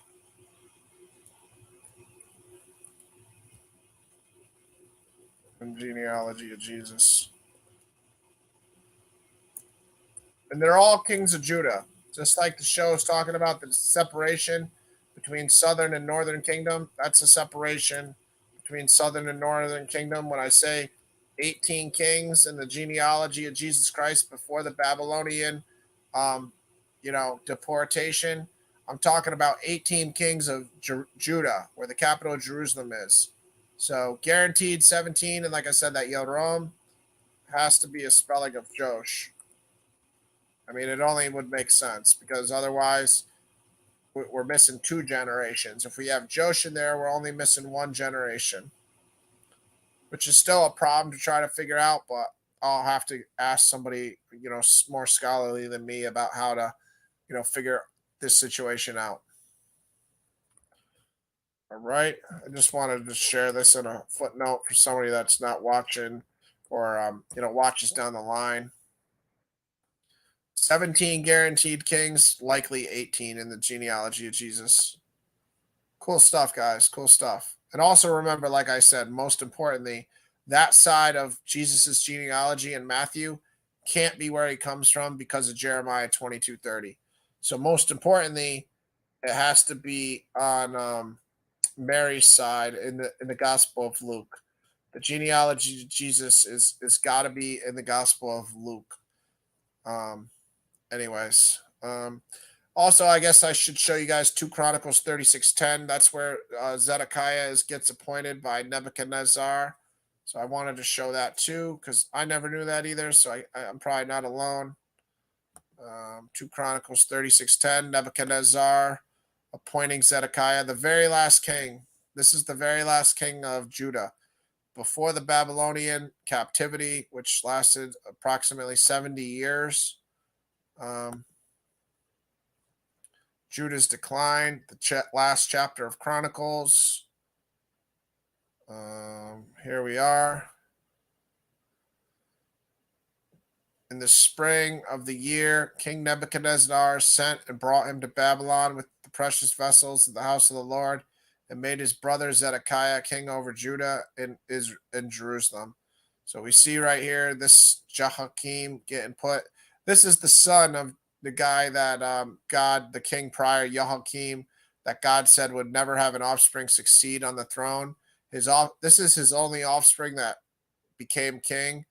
He didn't succeed on the throne. Within 3 months and 10 days in Jerusalem, God sent him to Babylon to be a slave in captivity. And this is where King Nebuchadnezzar appoints the very last king of Judah, and it's Zedekiah. And what happens is here, if you look, I'll just scroll to it because it's probably right here in Chronicles. I know it's in Kings or Chronicles, one or the other, but Zedekiah reigns for about 9 years. And then King Nebuchadnezzar comes to Jerusalem, and Zedekiah decides to fight him, saying, I'm tired of, giving you money and listening to you. So I'm going to fight you. I'm a king. And he lasts like 2 years, and then finally he loses. And then that's when Jerusalem gets conquered and burned to the ground. So King Nebuchadnezzar appoints the last king, Zedekiah. And we'll just read, down a little here. Again, for people that are unfamiliar why I made that chart, he did right in the eyes of the Lord, or he did evil in the eyes of the Lord. Here it is right here. That's where I got it from to make that chart with the green icons of the 8 kings in Judah that did what were right. The red icons for every single king in the northern kingdom of Israel that fell to Assyria in 720 BC approximately. And now all the kings of Judah that also did evil, all in red. And then the one king Abijah, who it didn't say either way. Everybody else had this written about him in the Bible. He did what was evil in the eyes of the Lord. But right here we see, like I said, Zedekiah, after getting appointed by Nebuchadnezzar. So we see he's appointed in verse 10. He rebels. So that's what happened. He rebelled. He fought him. Unfortunately for him, in capital of Jerusalem, obviously God's will. So not unfortunately, but it occurred. He brought up against them the Chaldeans who killed their young. This is just talking about what God did. But right here, right after Zedekiah, rebelled, the Babylonians conquered Jerusalem. Here's the 70 years.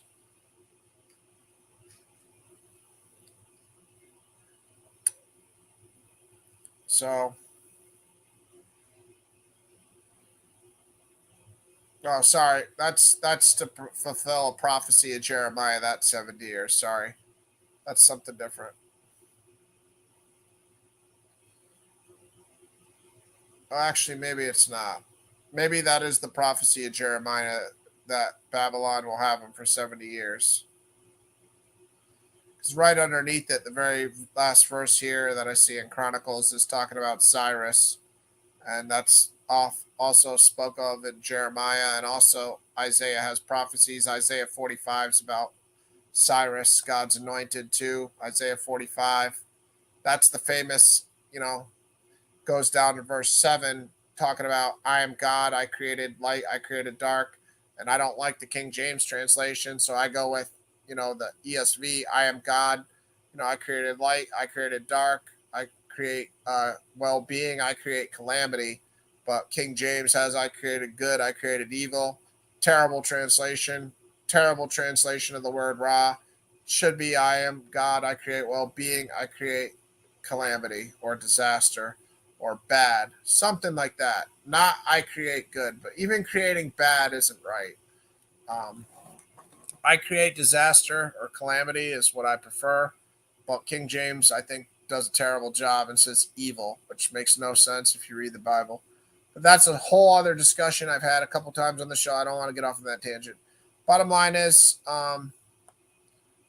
Babylon burns. If you want to just read chapter 36, Chronicles 2:36, you'll see, Nebuchadnezzar burning Jerusalem to the ground right here, and then Persia, restart. It starts off again with Persia, but this is talking about 70 years in captivity, so that's interesting. But again, this is prophecy by Jeremiah, so that's why we're doing this show. So it'll help us understand these prophecies better. If you understand what the kings, went through and what the kingdom went through, then you'll understand all the prophets better and the prophecies better. So, all right. And this presentation, like I said, guys, is far from done. I'm just doing what I got today for you guys. All right, on to the next page. This is talking about the Northern Kingdom side of it. And like I already covered, 8 of the 19 of the Northern Kingdom kings were kings that took it over. They didn't have a royal heir. They just took the king's throne by force. If you had a big enough army and enough guts, you were able to become king of the Northern Kingdom. And it was essentially half of them, basically, because, like I said, the first one, Jeroboam, he didn't have to take the kingdom. He was the first one who got it from God, from Solomon's side of it. So from Solomon's son, Rehoboam. So, it's really 8 out of 18 of the kings, which, one more is exactly 50%. So, we're right there at half the kings, essentially. But so being the king of the Northern Kingdom, Israel, you're essentially marked for death. Like I said here, you're essentially a marked man. You're looking over your shoulder. Your whole life you're looking over your shoulder because you don't know what's going to happen to you. The longest that we had successive paternal heirs on the side of the Northern Kingdom, Israel, is through Yahoo, his 4 generations, because God was, merciful to him because he had destroyed Ahab's house, who Ahab is the king who was married to Jezebel. And, that's a whole nother story too. We all have probably, been somewhat familiar with it if we read the Bible, but Jezebel, a wicked woman, led Ahab to do all sorts of wicked things, lots of evil. She tried to get Elijah the prophet killed. Elijah fled from her. She killed tons of prophets in Israel. Elijah had to hide 100 of them in caves. That's a whole nother show and a whole nother story that we'll get into, God willing, sometimes, on this channel. And I will definitely be doing a show on Elijah in the near future, some point. So Elijah and Elisha for sure. So I hope you guys, catch that one. And I hope I can put that together for you guys sooner than later. But right now I'm working on the Kings. So that will be a little bit down the line. But again, on the Northern Kingdom side, to compare to the Southern Kingdom side, there's no comparison. The king didn't become king because he was the son of the king. He became king because he was the son of the king. Only 4 consecutive times in Yahu's family, and the closest to that besides that was 3 other times, right in the beginning. So I'll tell you which ones they were because I have it written down right here. All right, bear with me. The only other ones that were 3 in a row were Ahab. He was the son of the king before him, Omri, and then Ahaziah and Yaharam. Excuse me. So 7, 8, and 9. And then 11, 12, 13, and 14 are the only ones that were consecutive. So if I were to go back to the chart here, we see 7 is Ahab. And that's the king I was just talking about that God was pleased with, that Yahoo, killed him. I don't know if he killed him. I have to check that. Yahoo's got a lot, Jeho too. I don't know if I'm pronouncing that right, but Yahoo, he's got a lot written about him too. I'm going to do a show on him sooner than later because he's got a lot of interesting stuff written on him. He was prophesied by a prophet, Abijah, who told him to go do all the oh man, I thought I blocked this guy already. Yeah, Bruce, man, I spoke on you earlier, guy. I thought I already blocked you. I'm not a fan of you, and I think you know why. I mean, I'm not very. I don't know what the words are. You understand? I pray for you. I really hope Proverbs 110 through 118. Especially 117 and 118 are something you and everybody else, myself, think about. Don't ambush people, because you're only ambushing yourself. But yeah, I don't know. I don't know why what happened, what occurred, but I can understand errors. Just understand, God is the only one who's going to ensure anybody has anything when we get out of here, when we leave here. Bless, whatever direction we go, but you're not. There will be no retirement on the other side. It will be not retired. You will be in constant coldness, darkness, anything lacking light. I don't know if you guys have ever been anywhere in a cave or anywhere without light. It's really cold. It's freezing. It's very cold. God reserves, like he said in Job, the hail for the days of war. So if God's using hail for war and you're not on God's side, that's something I would think about. Just Zechariah 1, more than anything, pray, call to return to the Lord. If we return to the Lord, he'll return to us. So it's never too late. People have done all sorts of crazy things in life. Just remember that, it's never too late. And I'm speaking to you, Bruce. So I hope, you take it. I wasn't very direct with you the other day, even though I understood what was going on. I try to give people the benefit of the doubt because I try to tell myself I'm crazy and I'm just traumatized. But I mean, I understood what was occurring while it was the sounds. I'm not new to that. Anyways, but Zechariah 1:1, call to return to the Lord. It's all we all need to see, essentially. Call to return to the Lord. Read verse 6, especially. As the Lord of hosts purposed to deal with us for our ways and deeds, so has he dealt with us.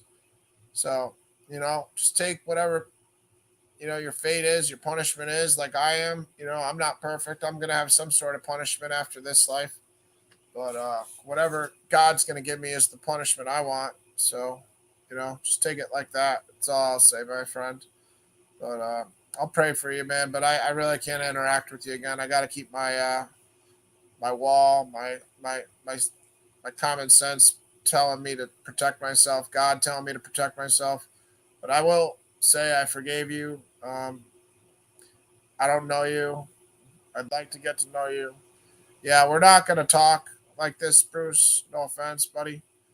Um, You know what you did. I know what you did. Let's not insult each other's intelligence. Um, let's just say, I wish you well. Please don't harm other people. Don't do things like that. Devil's a liar and a murderer and always has been. So that's it. But that's all I can say to you, man, Bruce. I don't want to make the whole show distracted about this.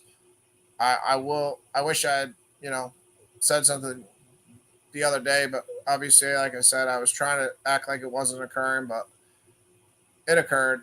I understand. I got the nightmare. If that's what was supposed to occur, I got the nightmare. So I'll sleep all right after the nightmare. It's all right, because God is helping, aiding me through everything. But I got the little nightmare that was supposed to occur. So I did fall asleep after the show and get the nightmare.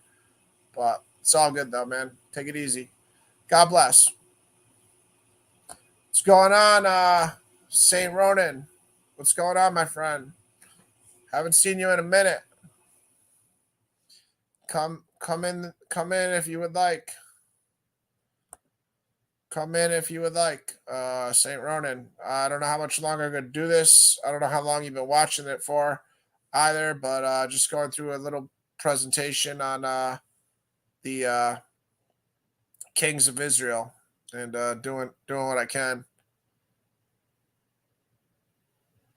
I don't know who you're talking about. Takeaway, but probably associated with who knows. All right, I don't know where it was. Sorry guys, got a little distracted when the Bruce guy came by.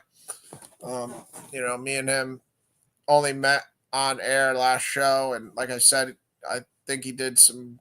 When I say I think, I'm positive he did some witchcraft, sound, noise, weird stuff, satanic things that have no business being done to me or anyone else. So I had to do what I had to do. Oh yeah. Well, oh man, come on in. Come on in if you want. Okay, cool. Yeah, you gotta tell me that one sometime, man. I haven't seen you in a minute either. I'm good to see you, St. Ronan. God bless. Happy New Year. All that stuff. So come on in sometime. I'm glad you're checking the show out. I'm trying to make it informative and at least interesting and you know, doing what I could. So, trying to square it up as much as I can for people to understand it. Yeah, I don't want to talk to that guy, Janet, because I'm positive on what already happened, and he's gonna say all the right things, like like out of his mouth talking. He said all the right things on the show, so I started to hear this. Obviously, didn't.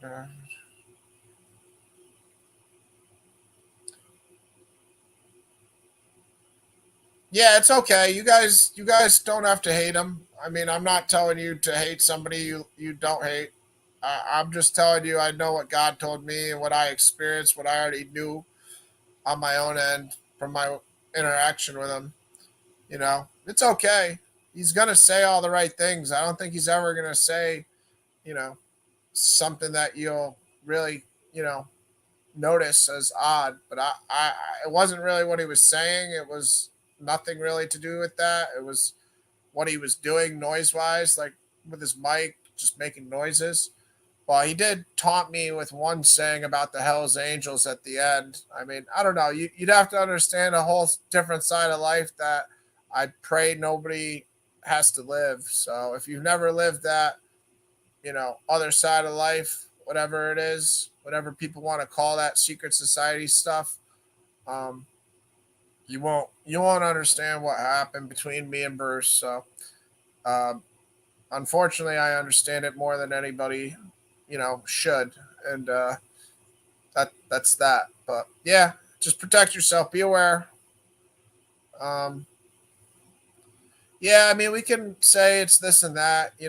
I mean, trust me. I don't care if people want to pay attention to what I said. I just don't need to subject myself to it. So I don't mind. You guys can interact as much as you like. I just told him I pray for him. I don't hate the guy. Jesus and the Father told me I forgive anybody who's done anything to me, but I think he knows. I don't know. I don't think he knows. I know he. I'm positive he knows. There's no thinking about it. I'm positive he knows. So there's no possibility. He's the one who did something. I didn't do anything to him. So, anyways, but I'm over it. I just hope you protect yourself and just be conscious of it. It's a weird world. If you're not familiar with the fact sound can be a weapon, it's hard to grasp. How noises can be harmful in any manner, but they can.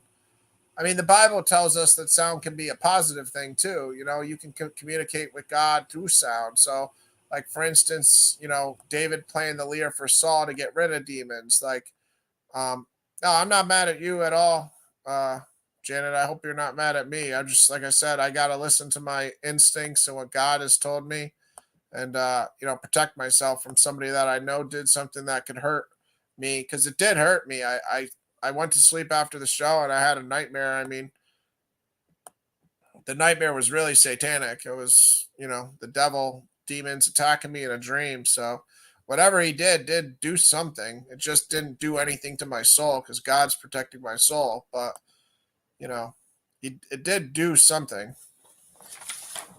But yeah, just to show that sound can be used to, yeah, it wasn't a coincidence that it happened. Trust me. Trust trust me, Janet. It wasn't a coincidence that the nightmare happened right after what happened.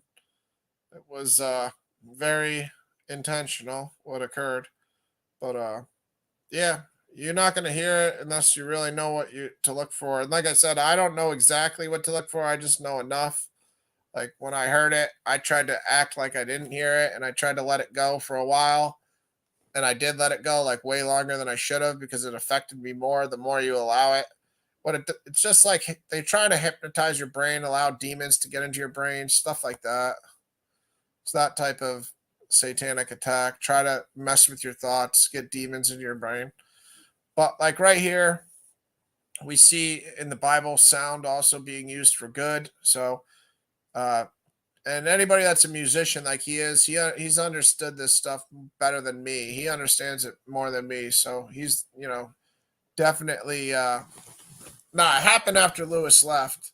It was happening a little while Lewis was on, but it happened more after Lewis left. It was he blatantly admitted it at the end when he took me to Isaiah 3:18 and the verse about mufflers and he said hell's angels.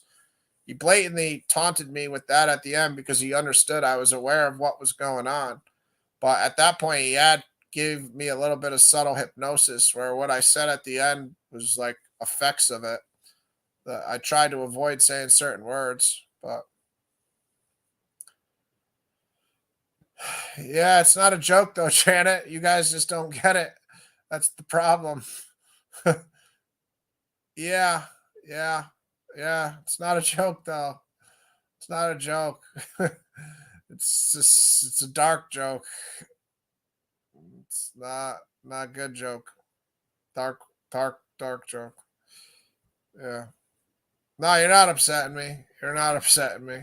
What's upsetting me is whatever's caused him to do that is a lie, and I hope it's he realizes it's not too late, and he's living a lie, and that God will still forgive him.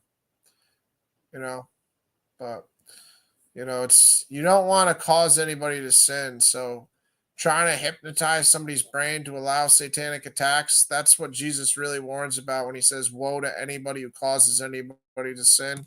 So you gotta realize like your own sins are bad enough, but if you're gonna do something that's gonna lead someone else to cause a sin, and especially a hypnosis type thing like that, that's like last straw bad.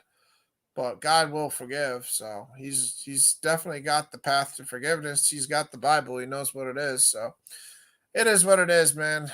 I feel bad that you know people have been tempted by evil. It's a sad world. We live in. people believe the lies. The more they let it in, the more they believe it, and then the more they become prisoners of it. And I'm sure at some point, I don't want to find out because I never will. But you know, you you become a prisoner. You're no longer doing what you want, but you're doing what you got to do because the devil's made you a prisoner because you've crossed that path, and you're never a prisoner until you die. But I don't know. So I can't really make excuses for people. I don't know what their reasons are. I think maybe they do become more imprisoned and less choice than they had in the beginning, obviously. That's more what I'll say. You're never a prisoner till you die. That's just a lie that the devil tells. But it is what it is. But yeah, right here in the Bible, I mean, we see passages, like I said, where David placed the lyre to get rid of a bad spirit from Saul. That's what God did for me to get rid of the bad spirit that Bruce gave me. God gave me some sound to get rid of the bad spirit that Bruce seemed to have given me. Um, anyways, and Elisha said, "As the Lord of hosts lives, before whom I stand, were it not that I have regard for Jehoshaphat, the king of Judah, I would neither look at you nor see you. But now bring me a musician." And when the musician played, the hand of the Lord came upon him. So this is Elisha, the prophet, and this is an incident where the king of Israel and the king of Judah had actually, united together, which is rare in the scriptures, where the southern and northern kingdoms came together. But they also had the king of Edom with them, and they were going after the Moabites. And this is Elisha responding in verse 14, saying, "If you haven't bring Jehoshaphat," which I'm sure I'm pronouncing that wrong, "the king of Judah, the southern king with you, who did right in the eyes of the Lord," Elisha wouldn't even help the king of the northern kingdom, which I'd have to scroll up to see which one it was. Yaharam. Yaharam was the king of the northern kingdom at the time. But yeah, there it's the king of Edom, the king of northern, and the king of southern, king of Israel and Judah. Excuse me. But now bring a musician, and when the musician played, the hand of the Lord came upon him. So right here again, guys, I'm not crazy. Sound does matter. The Bible itself is kind of telling us this, and more than just this verse, but other places. But there's obviously good sounds and bad sounds. There's a reason why David appointed musicians, and they played the flute, the lyre, the harp, the cymbals, the trumpet, in the temple of God. There's a reason for that too. Obviously, David didn't just appoint musicians and singers. There's a reason people sing psalms and sing in church. I mean, this came from a tradition that the apostles set forth. Afterwards for us to continue. And right here in 1 Chronicles 25, David appointing the musicians, the sons of Asaph. And again, as I just learned from the genealogy of Jesus, we see that Asaph is also shortened to Asa. So that's why the king of Israel, being Asa, his name is this version, Asaph. So that's why in Jesus Christ's genealogy, it's Asaph, but it's really the king of Israel that's called Asa within the books of Kings and Chronicles. Yeah, just be aware of it, Janet. Again, just have your guard up enough to protect yourself, and you're an adult. Just you know, be aware. If you just be aware of noises. That's the greatest danger that is involved with dealing with somebody that seems to be somewhat questionable, in my mind, not questionable, but in your mind, questionable. Just be aware of noises. If you start to hear some weird noises, just get away from it. And, it can affect your thoughts if you're not careful. So just be careful. That's the whole goal of the sounds is just to open ways for demons to talk to you or, because that's how your thoughts get affected, I'm assuming. A person of God is not going to be hurt because God will protect them, but it can put you in a little bit of turmoil, just like a person can give you a negative experience in any other way in life. But, anyways, get back to the presentation here. I just wanted to address what I was hearing from in the comments and also the fact that Bruce came over. So, anyways, yeah, it's all good. Do what you got to do. Just like I said, I hope you're just. I wouldn't have spoke about this if I didn't think that it was something that God would prefer me to do. I went back and forth between the two choices of say nothing and say what I experienced, and also like I'm probably gonna erase that stream, but I also wanted to leave that stream up so people could hear that there were some weird things going on. And like you could tell by the way I started talking to him at the last 10-15 minutes, it happened for like a while, for at least a half hour at the end when it was just me and him. And you could tell by the way I was answering his questions at the end, I was really thinking before I talked because I was trying not to say, like I said, words with certain letters, F, G, P, and K specifically. But, like the very last thing I said made sure that he knew I was affected by what he said because I said the letter K 3 times in the last word, you know. So that was obviously what he was looking for. K is not a good thing. You don't want 3 Ks. Yeah, I don't know everything about it, but I know a little bit about it, unfortunately. Yeah. It's a strange world, Janet. Trust me. I don't know much about it either. I only know what type of stuff I've unfortunately learned. Not that I've sought the information out myself. I had an angel give me the information I just said about what letters to avoid. So that's what I can guarantee you. Anyways, all right. Not to cause any more problems talking about that because it's never the best thing to talk about stuff like that. Anyways, I'm on to the second paragraph here, the bullet point. So, throughout the narrative of the kings of Israel sinning, often the phrase, they didn't turn from the sins of Jeroboam or the sin Jeroboam caused in Israel. So, that's talking about the northern kingdom. And it's really specifically more than anything referencing the golden calves. So, he set them up from Bethel to Dan. And if you look on a map of ancient Israel, Bethel is right on the border of where northern kingdom and southern kingdom Judah separate. So Judah's here and Bethel's on the right other side. Like if we're talking about the United States, we're talking about like New York and then the next state over, New Jersey or something. And but it'd be on the other side. So it'd be more like Israel's New Jersey, and Bethel is in New York, and then go. Well, actually, I don't even know if New York borders Jersey. Sorry for that analogy, guys. The bottom line is, I'll show you guys a map so you understand. Bethel is right on the other side of Judah, and Dan is the other side of Dan. Dan is on the other side of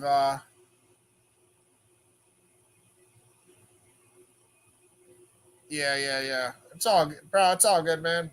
She's a nice lady. She doesn't, I wouldn't blame her. She doesn't know about it. I wish I never knew about it. 35 years, I didn't know this side of life existed either. So I'm sick. I know any of this stuff. It's a sad world that I had to live. It's messed up. But people want your mind, soul, and body, man. It is what it is. Try to keep an eye on me. Anyways, um, what was I gonna say? Ancient Israel now. But yeah, Bethel is right next to Judah, and Dan is the farthest side. So Jeroboam set up his golden calves, one right next to Judah, the border in Bethel, and the other golden calf on the far side of northern kingdom Israel in the tribe of Dan.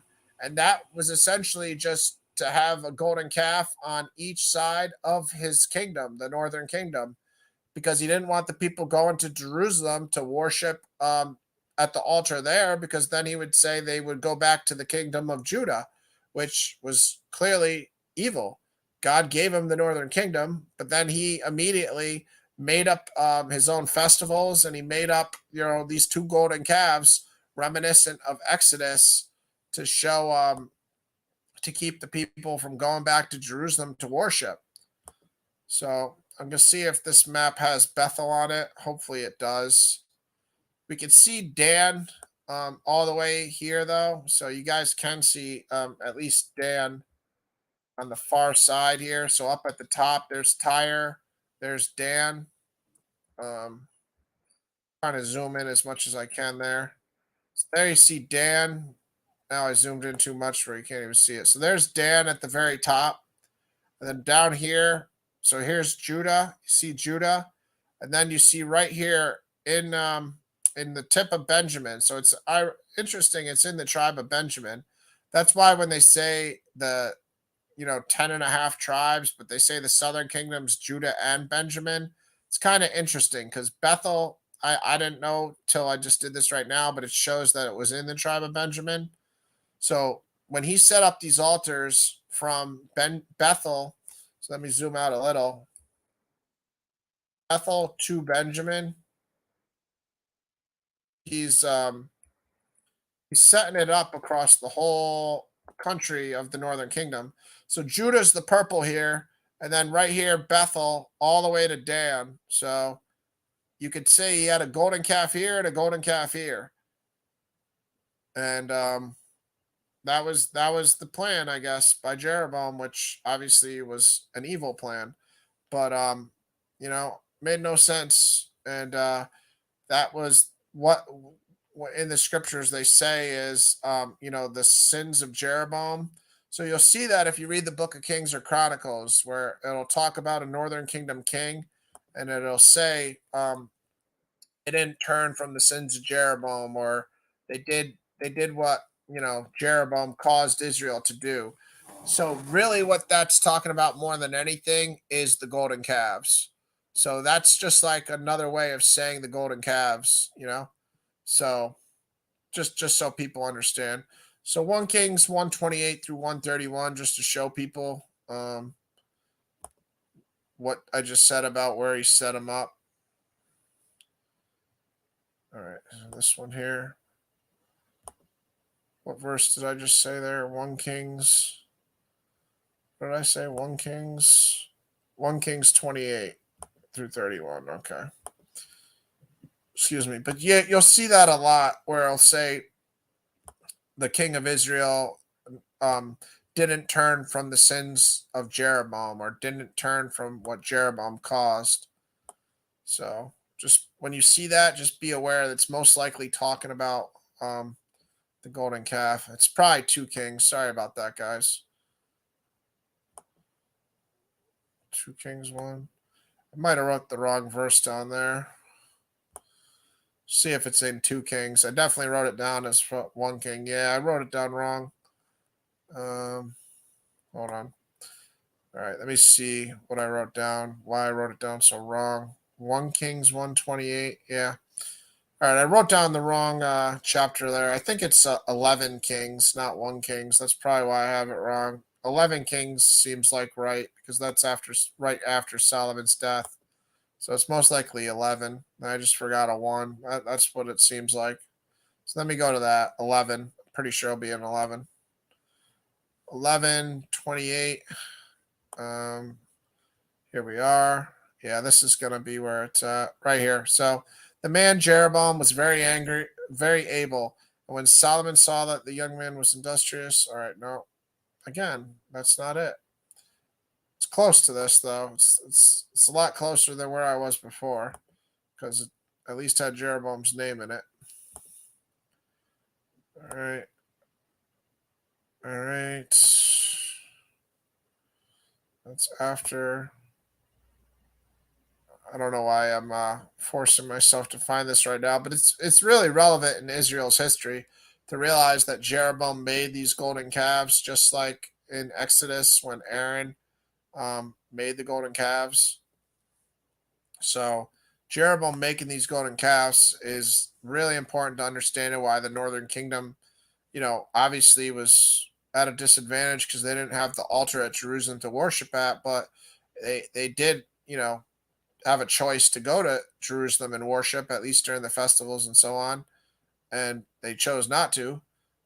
All right, so right here, we're getting closer.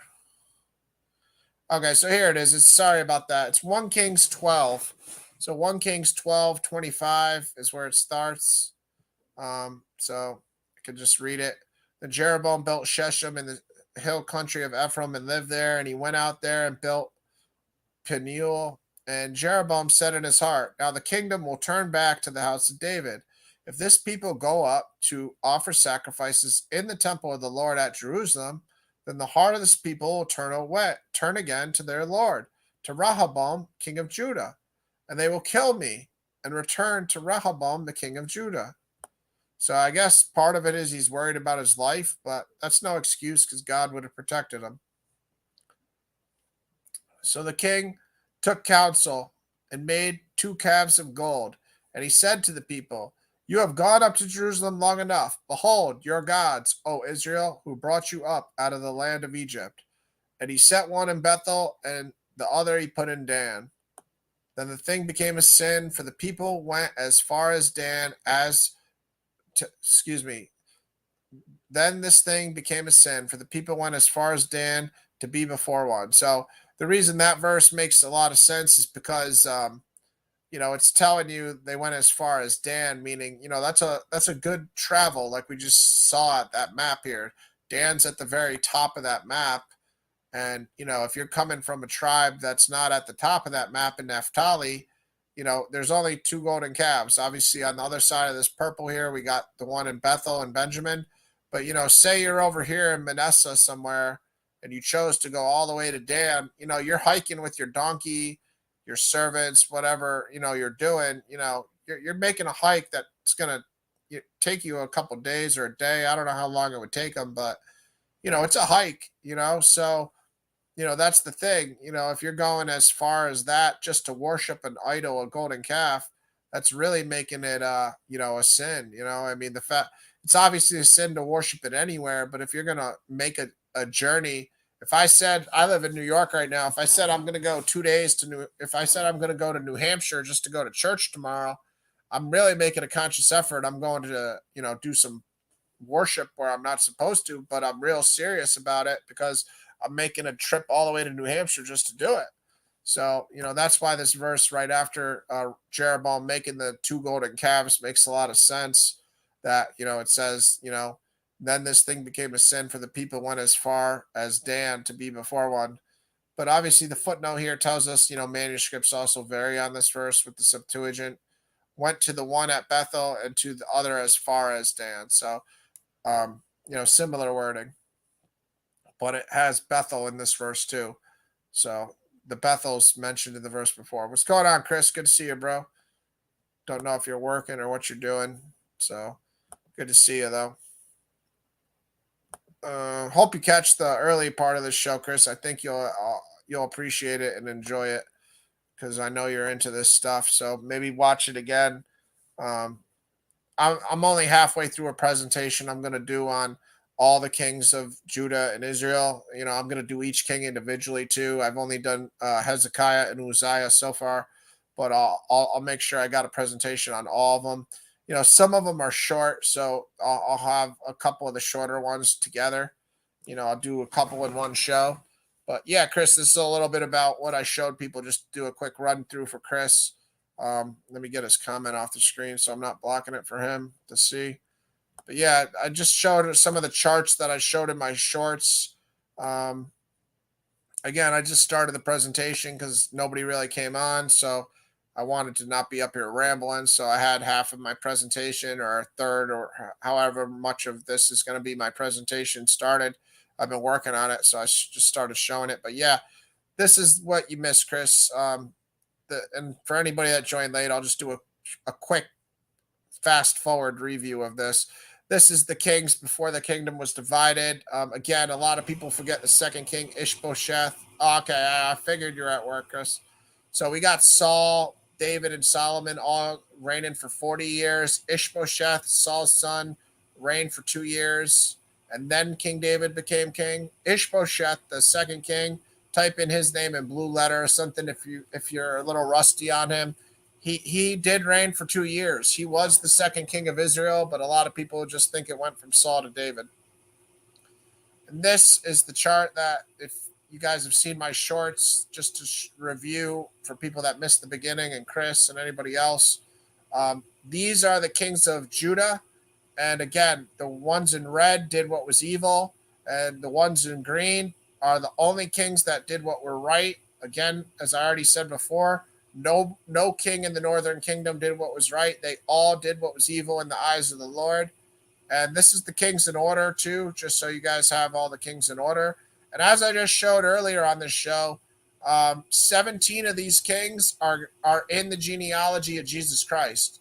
So of the kings of Judah on Matthew's side, and that's just talking about Matthew's genealogy. I don't know about on the Luke side, but 17 of these names, the from Rehoboam, Abijah, Asa, all the way down, 17 of them are into the genealogy of Jesus Christ. The only spot where it got tricky is some of the names were slightly spelled different, so we have to just assume, like Josh, we saw Jesus Christ genealogy. It was Joram, Joram, and it has to be talking about Josh because it's missing 2 generations. If not, I mean, clearly Ahaziah, I don't know how to pronounce it. Ahaziah. Athaliah is a queen. She's a woman, so that's not a generation. But it went from Yaharam to Yoram. Yaharam was in the first 5 are in Jesus's genealogy, just so people are aware. We looked at it earlier. I'll brief people again and show it. But Asaph is the name in the Jesus Christ genealogy, and that's just a longer version of Asa. The one that's questionable is we don't see Josh, but there's a Joram, and I have to assume that's got to be talking about Josh, just with a different spelling, because again, it gives us in Jesus's genealogy the first 5, and then it says Yoram, father of Uzziah, and then it goes on to give us Uzziah, Jotham, Ahaz, Hezekiah, Manasseh. Amon is spelled Amos, and those are similar variations that I just learned while doing this show. So it's Amos, and that's talking about Ammon, and then it says Josiah, and then it gets to Johaza and Elakim. So 17 of these 18 are guaranteed in, so I'm assuming number 8 is Josh. But let's just show people that real quick, because I thought that was pretty cool. I learned it in the beginning of the show. I wasn't familiar with all these kings' names till I did this show. So, that's why doing stuff like this is helpful. But yeah, we'll go to Matthew's genealogy of Jesus now to see that he has, I counted 17. Maybe it's only 16 though, because it had to be 16, I would think. It's either 17 guaranteed with Josh or 16 without. So let's just go through it here to show. But you got to count David and Solomon too. So the first 2 kings are David and Solomon. So now we're at 2. Solomon, the father of Rehoboam, number 3. Rehoboam, the father of Abijah, 4. Talking about kings of Judah too, not Israel. Talking about the southern kingdom, Judah. Abijah, father of Asaph, that's Asa. So we see the footnote here tells us it's Asa. I assumed as much too. Learned that during the show tonight. I didn't know, but it is. So that's 5. Yeshaphat, 6. And this is, like I said, where it gets confusing, where it says Yeshaphat, the father of Yoram. That's got to be talking about Josh, because if not, we're just missing too much of a gap here, because Yeshaphat, father of Yoram, it would make sense if it was Josh, because Yeshaphat is up here. Oh, excuse me. Yoram is right here. Excuse me, guys. I apologize. Yoram is a variation of Yehoram. So excuse me. That's what that is. So then it goes down. So Yaharam is a variation of number 5, Jehoram. So let me go back to see where I was trying to piece this together a little bit. Okay. Yaharam, the father of Uzziah. Okay, so that's where it got a little tricky for me. I knew I was missing a generation or two, and we are.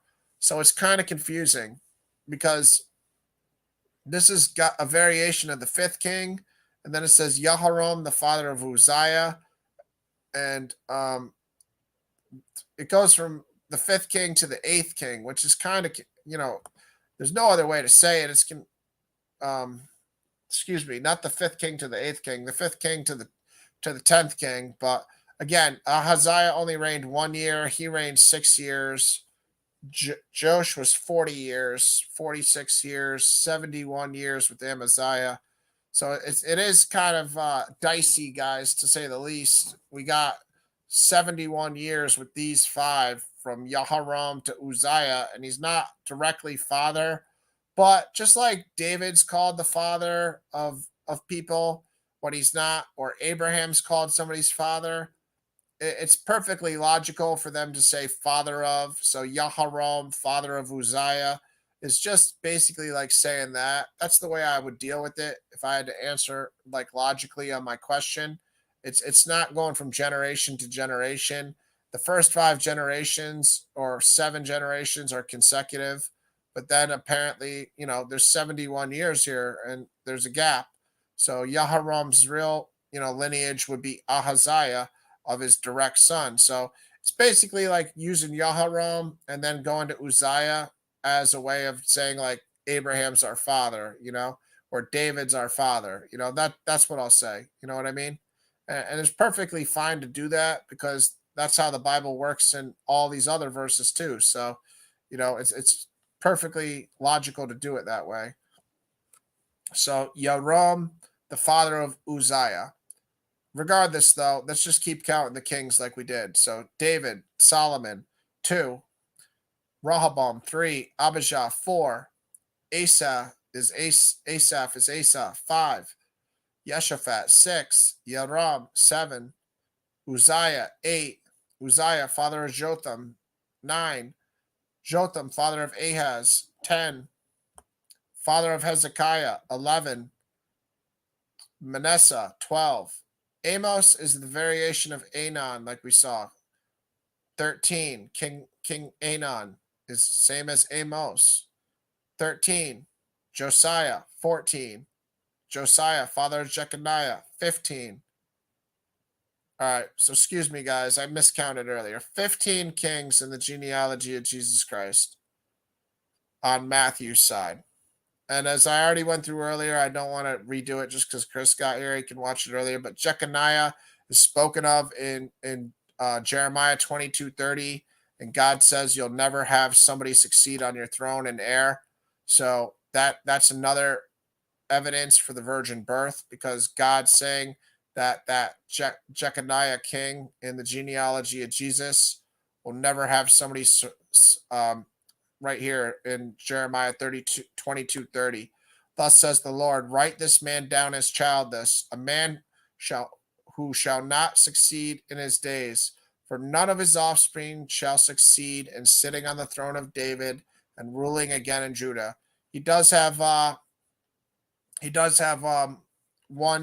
king, sit on the throne that is his son, but God's saying, won't succeed is just a way of saying he won't have success. And his one son that sat on the throne ended up going into prison in the Babylonian captivity within 3 months of his reign when he was 18 years old with his wife and his family. So, God, the word succeed here shouldn't be taken as a way of saying, oh, one of his sons will never be king, because we know one of his sons did become king, but his king, when it says succeed, is basically saying the word your son won't succeed. Like I say to somebody, you won't be successful. To your ex-girlfriend, you won't be successful when you leave me. So don't take the succeed word in the way of how some people will say succeed at times, meaning, be your heir. No, God is saying you won't have an heir that will be successful on the throne of David. and he has one heir that is on the throne of David, and he goes into Babylonian captivity, into prison as a slave within 3 months. So God's prophecy came true. And that's, like I said, Jeconiah. And that proves that Jesus's genealogy, because that king is in Jesus's genealogy, like we just saw. So I'll go back to it just so people see him again in Jesus's genealogy, can support that the virgin birth has to be true, because God's prophecy in Jeremiah 22:30, speaking about Jehoiakim not having anyone succeed him on the throne, obviously means that Jesus Christ can't come through the seed of Joseph, because then he would also be a seed of Jeconiah right here. So right here in verse 11, and I can go back to Jeremiah just to show you guys quick too. If you want to make sure that I'm talking that this was the same Joachim, and again, his name here is a variation, just like the other names for variation. That is who it's talking about. If you look at it, it says, son of Josiah. And if you go up to verse 18, it's right here, son of Josiah, just like it's, said of. So that in Matthew, spelling being slightly different is just like how Asaph or Amos's name was spelled slightly different. It is talking about this king in Jeremiah 22. But again, this is because God is wise. He has enough wisdom to understand people will question the virgin birth, because as we already went through, 17 of the 20 kings in Judah were paternal heirs. Essentially all of them, except for the one queen and the two exceptions like we spoke of. The exception where Josiah had two sons. The one son became king, and the king of Egypt put him into captivity within 3 months because he wouldn't pay tribute to Egypt.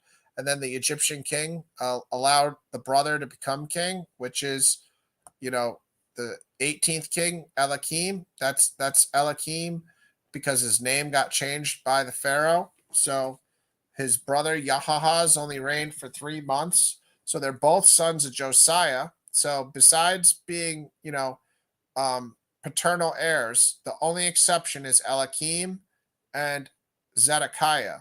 And Zedekiah is an exception because, like God just said, he's not going to allow any of Yahakim's, and that's Eliakim is the one, number 18, whose name got changed to Jehoiakim for that Jeremiah 22 verse. So I should add his second name here, because that's the person that we're talking about in Jeremiah 22:30. It's not the number 19, his son. This is the one we're talking about. So he gets his name changed to that. His name was originally Eliakim, but that's the one in Jeremiah 22:30. So number 18 is the king that Jeremiah 22:30 is speaking of. But you see how I just showed you in Jeremiah 22:18, they're sons of Josiah. So him and his brother are sons of Josiah. This brother, King 17, goes into slavery within 3 months of being king because he won't pay the Egyptian pharaoh Necho or Necho, Neco tribute. And Eliakim decides that he will. But then we see, like Jeremiah said, he did evil in the eyes of the Lord. He has this one son. His son goes into captivity within 3 months. So this son doesn't have a son succeed on the throne of God, but so it's Nebuchadnezzar's in charge at this point, and that's why he appoints Zedekiah king, and that's why he's not a paternal heir of this son Jehoiakim. He's uncle to this Jehoiakim. So that's why, guys. We see that God's prophecy comes true, and also Nebuchadnezzar appoints an uncle. That's the only 3 instances where it's not a son. The rest of these are sons. Every single one of these is paternal lineage. Son, son, son, son, son, son, son, son, son, son. Well, we got the one queen at number 7, Athaliah. Besides that, it's all sons all the way down. And then we have a dad and a son, and then this one goes into captivity. So then his brother. So he's still a son of Josiah, but it's not his son. So those only three exceptions. This one, and then Zedekiah being an uncle, being placed on the throne by Nebuchadnezzar, and the queen Athaliah are the only times there weren't paternal lineage. So um, that's why Jesus Christ's genealogy and him being the son of David is so important to him being king, and that's why Mary's side, the genealogy in Luke, is so important because the people of Judah, when they get a king, they know in their traditions that it has to be a paternal son, because most of the time, unless it was a very rare exception where Egypt started to invade the land or Babylon took it over, they were all sons. So the people of Judah know this, and Jesus was the son of David on both sides, but because he had number 18 here, Jehoiakim, in his genealogy to fulfill, God's prophecies, and also just God doing these things, knowing these things to also help support the virgin birth down the line, makes sense, So, not saying God caused Elohim to do evil. What I am saying is God, knowing what he knows about all, has the genealogy the way he does for a purpose. But anyways, the Assyrians, this is the last slide, as you guys just saw. Like I said, this is just a part of a presentation I'm going to do at some point. I just started it because nobody else was up here to, keep me busy and talk with me. So I just wanted to do this presentation, for you guys, and keep the show entertaining and edifying as much as I could. But yeah, so again, 8 of the 18 kings that were possible, and 8 out of the total 19 kings. Again, Jeroboam couldn't attack anybody; he was just appointed king. 8 of the 19 kings in the northern kingdom of Israel, they took the throne by force, militaristically. They were attacking people. So that's an important distinction, because the Judah southern kingdom was passing it on through the blood, through the paternal lineage, and that only happened, about as much as people physically, forcefully took the throne in Israel, in the northern kingdom. And again, the northern kingdom ends 135 years before the southern kingdom. The people go into captivity in Assyria in the 6th year of Hezekiah's reign, which again, according to scholars, varies. Scholars have different ideas on Hezekiah's reign start. Some say 727, some say 715. So there's like a 12-year span. Um, so one date for Assyria, taking over the northern kingdom of Israel. And by taking over, I mean every single tribe is in slavery. They don't own their land anymore. There's no king of Israel. There's only slaves in Israel. People are enslaved by Assyrian captivity in 722 BC, or you could say it could be arranged down to 709 BC.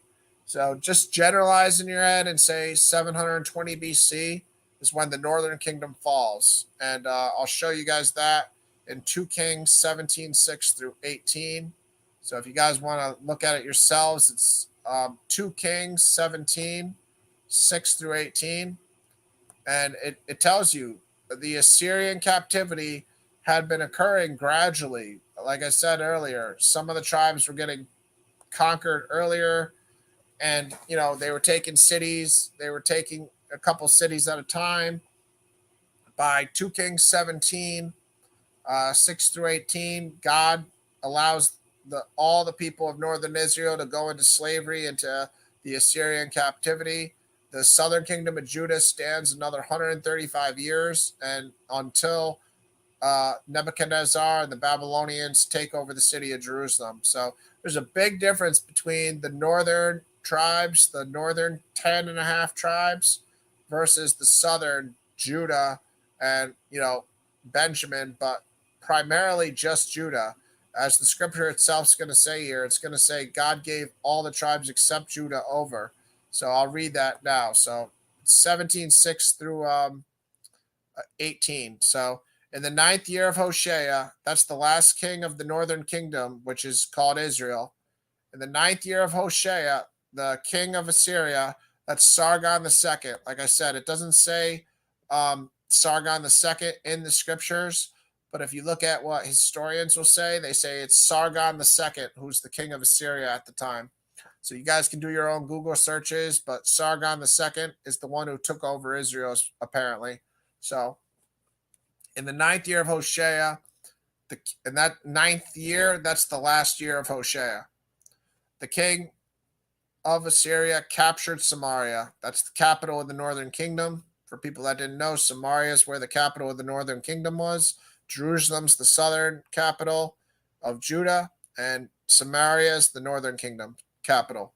So the king of Assyria captured Samaria, and he carried the Israelites away to Assyria and placed them in Halah and on the Habor, the river of Gozan, and in the cities of the Medes. So you don't have to listen to me when I say that the Assyrians put them into slavery.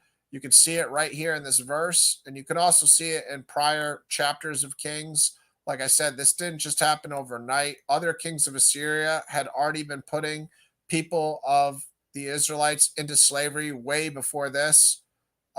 Prior kings of Israel in the northern kingdom, that they'd already been put into slavery way before this, but this is just the last of the people are, and the last of the land is completely conquered by the Assyrians. So moving forward down to verse 18, I'll read. And this occurred because the people of Israel had sinned against the Lord their God, who had brought them up out of the land of Egypt from the hand of Pharaoh, king of Egypt, and had feared other gods, walked in the customs of the nations whom the Lord drove out before the people of Israel, and in the customs that kings of Israel had practiced. And the people of Israel did secretly against the Lord their God things that were not right. They built them for themselves high places in all their towns, from watchtower to fortified city. They set up for themselves pillars and Asherim on every high hill and under every green tree.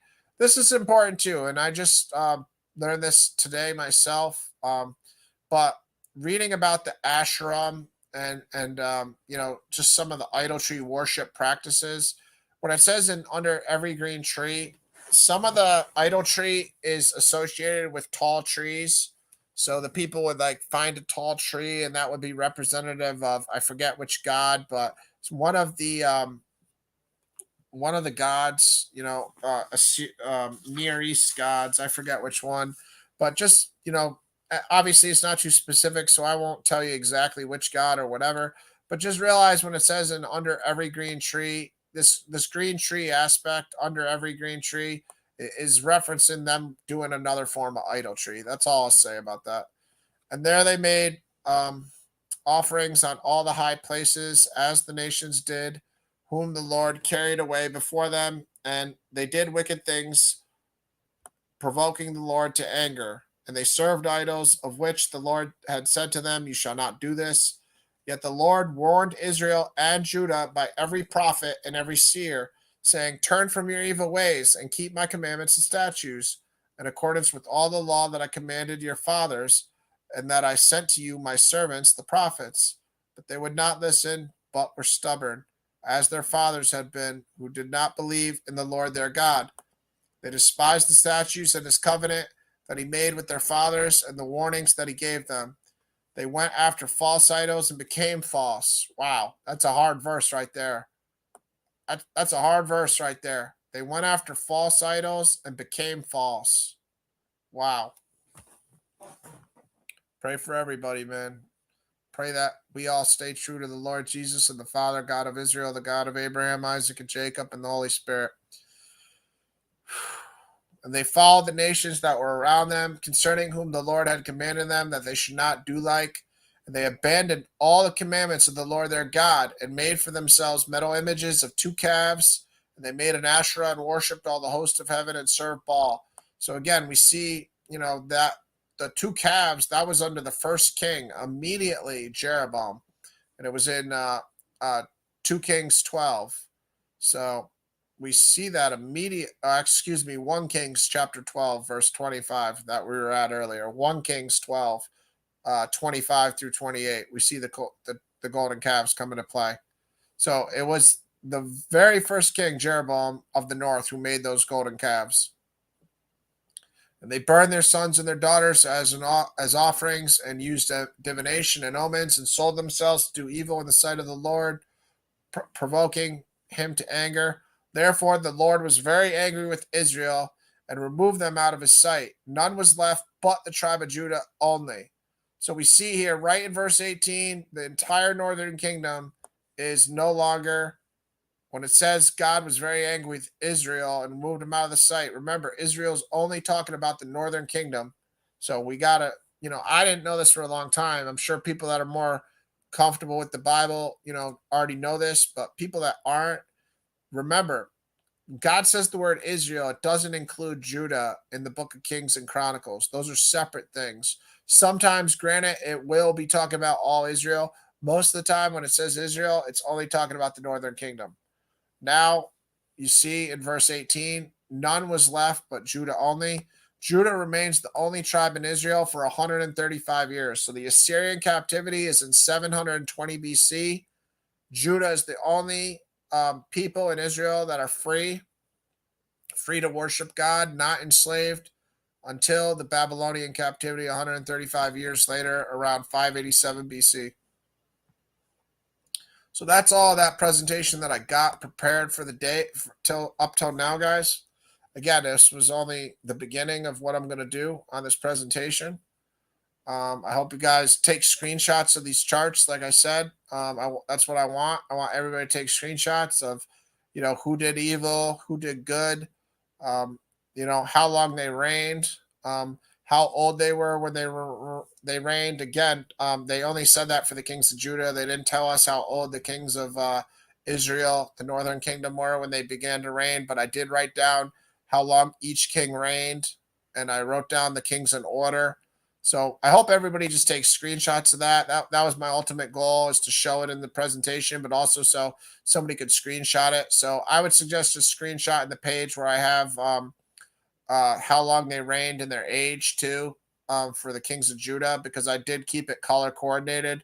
Because I figured if I didn't keep it color coordinated, then if it was me watching, I would just go back to the other screen and have to look at the first screen that I showed that said, that they did evil or didn't do evil. So obviously it's the same thing.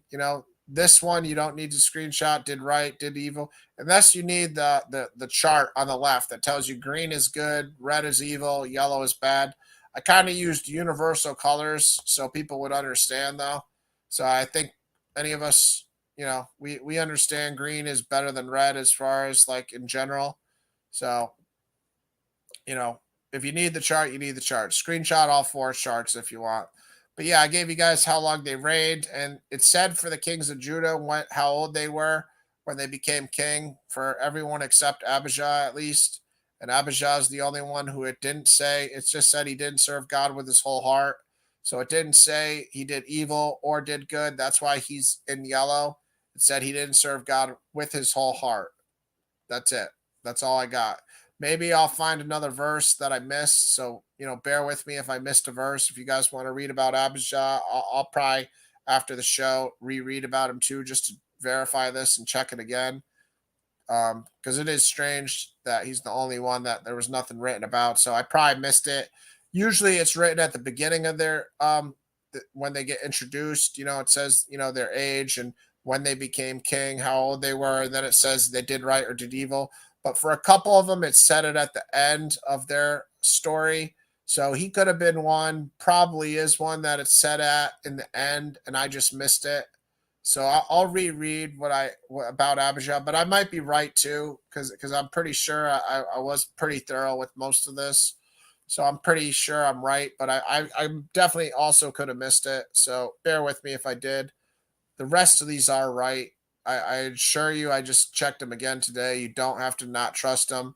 All the ones that are red, it says the verse in the Bible, they did evil. All the ones that are green, they did what was right. And again, guys, it's real easy to remember for the northern kingdom. Literally all 19 of them did evil in the eyes of the Lord. There wasn't one king in the northern kingdom that did right. The only people that did right in the northern kingdom were the prophets, Elijah, Elisha, and the prophets.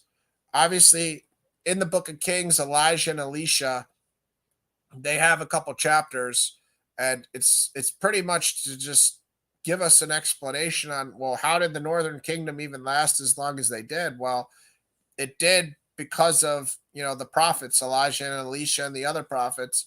It wasn't the king's doing.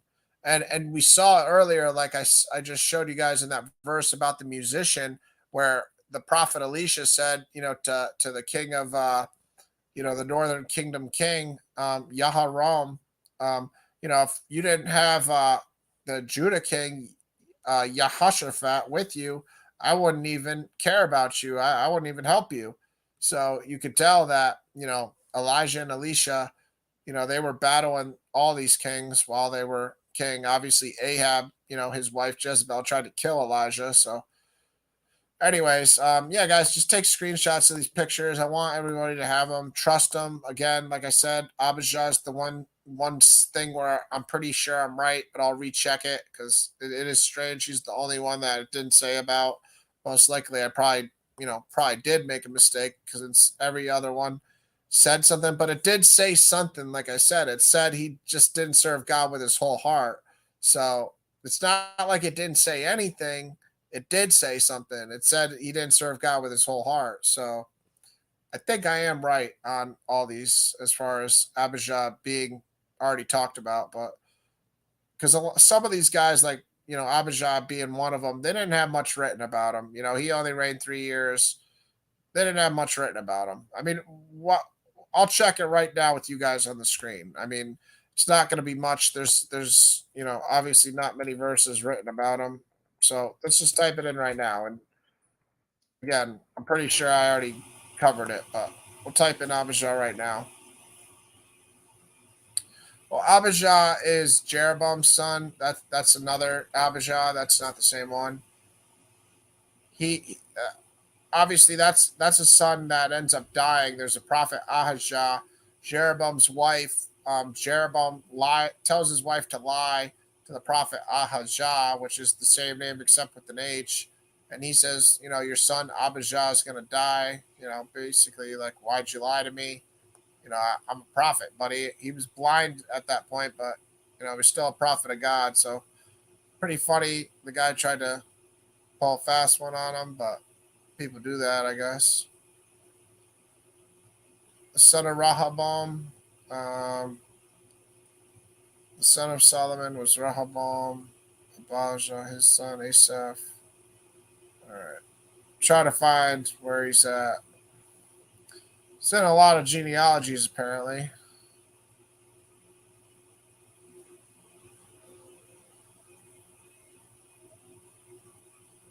All right, so here we go. 2 Chronicles 12:16. This is one spot.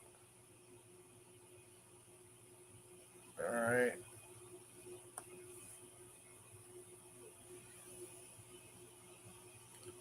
All right. Never mind. This is the Southern Kingdom. Never mind. That's the wrong one.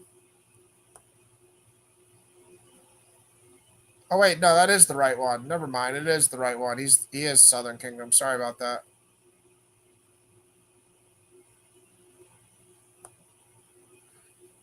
All right. So here we are. In the 18th year of King Yadarabam, so that's on the northern side, Abijah began to reign over Judah. He reigned 3 years in Jerusalem. His mother's name was Micaiah, the daughter of Uriel of Gibeah. Now there was a war between Abijah and Jeroboam. So here we see the north and the south going to war. So Abijah is the southern kingdom of Judah going to war. Abijah went out to battle, having an army of valiant men of war, 400,000 chosen men, and Jeroboam drew up his line of battle against him with 800,000 chosen mighty warriors. Then Abijah stood up on Mount Zeraim, that is, the hill country of Ephraim, and said, Hear me, O Jeroboam, and all Israel. Ought you not to know that the Lord God of Israel gave kingship over Israel forever to David and his sons by a covenant of salt? Yet Jeroboam, the son of Nebat, a servant of Solomon, the son of David, rose up and rebelled against his Lord. And certain worthless scoundrels gathered about him and defiled Rehoboam, the son of Solomon, when Rehoboam was young and irresolute and could not withstand them. And now you think that's interesting that he's defended Rehoboam there, though, because it's interesting. It's just interesting perspective because we know Rehoboam did a lot of folly. He's Solomon's son.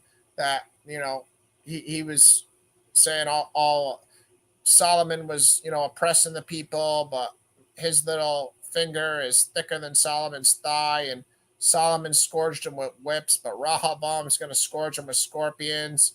Remember, the elders told him to give the people a gentler yoke, but instead he made it harsh. So it's interesting to see how Abijah, he's obviously Rehoboam's son, so he's going to be defending his dad. Is saying that Jeroboam corrupted him. Anyways, let me just and now you think to withstand the kingdom of the Lord in the hand of the sons of David, because you are a great multitude, and have with you the golden calves that Jeroboam made for you for gods. Have you not driven out the priests of the Lord, the sons of Aaron, and the Levites, and made priests for yourselves like the peoples of other lands? That's another thing Jeroboam did. He didn't just set up the golden calves, but he said like people that weren't Levites could become priests.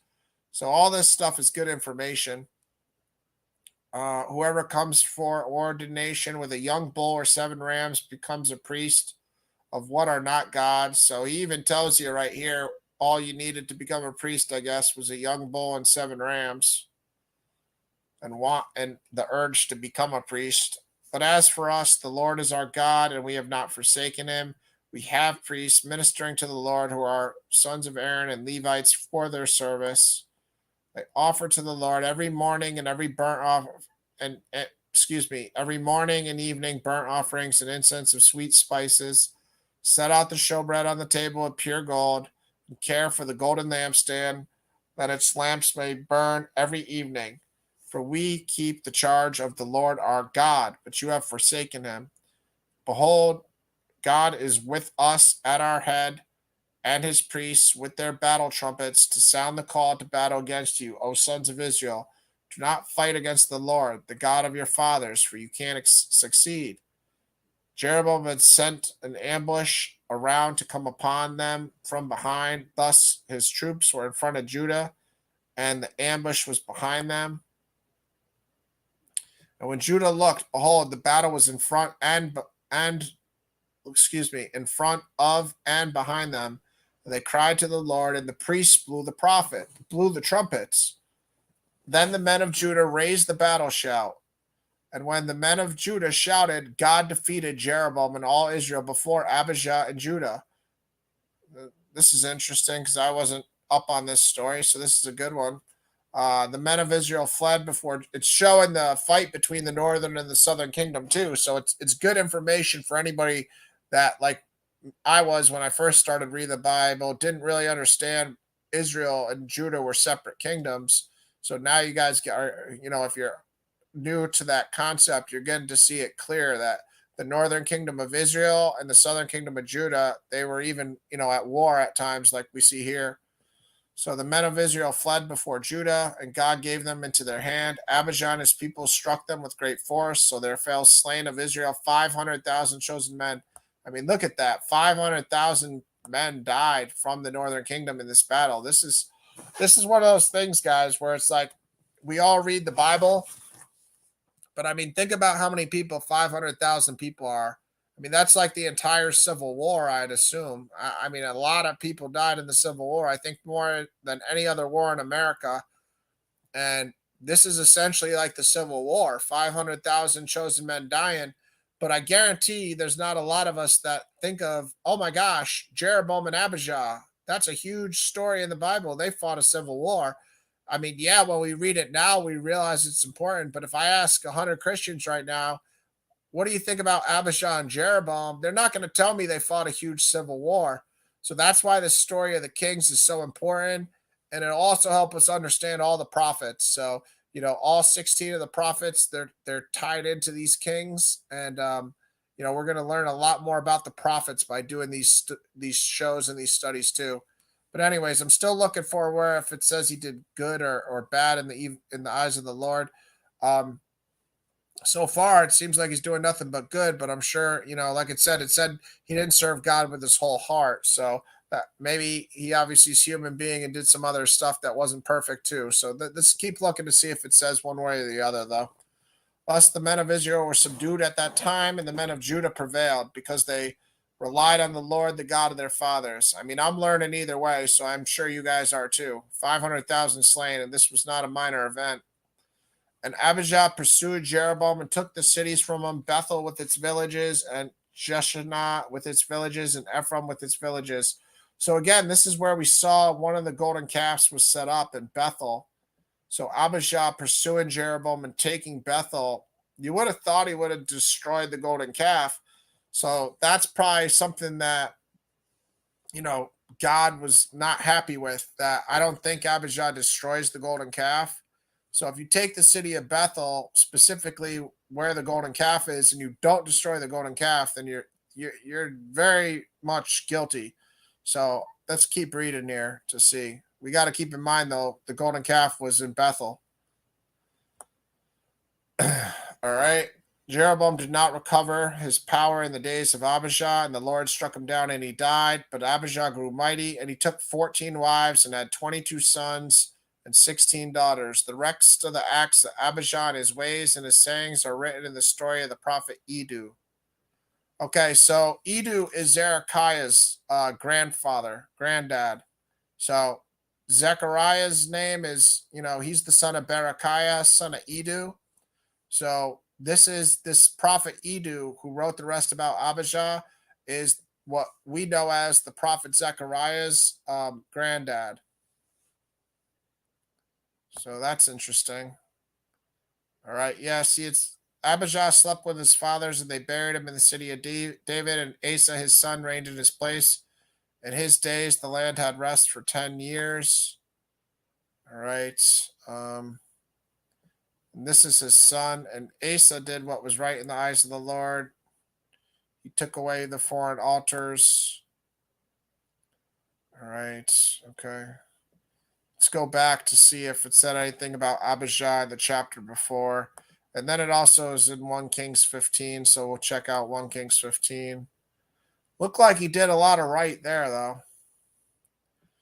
This is the first mention of his name here. It just says, and Rehoboam slept with his fathers and was buried in the city of David, and Abijah his son reigned in his place.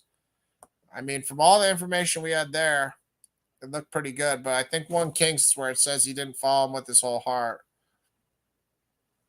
Now, in the 18th year of King Jeroboam, the son of Nebat, Abijah, and you can see also, just like in Matthew with the genealogy guys, sometimes these spellings are going to vary a little bit.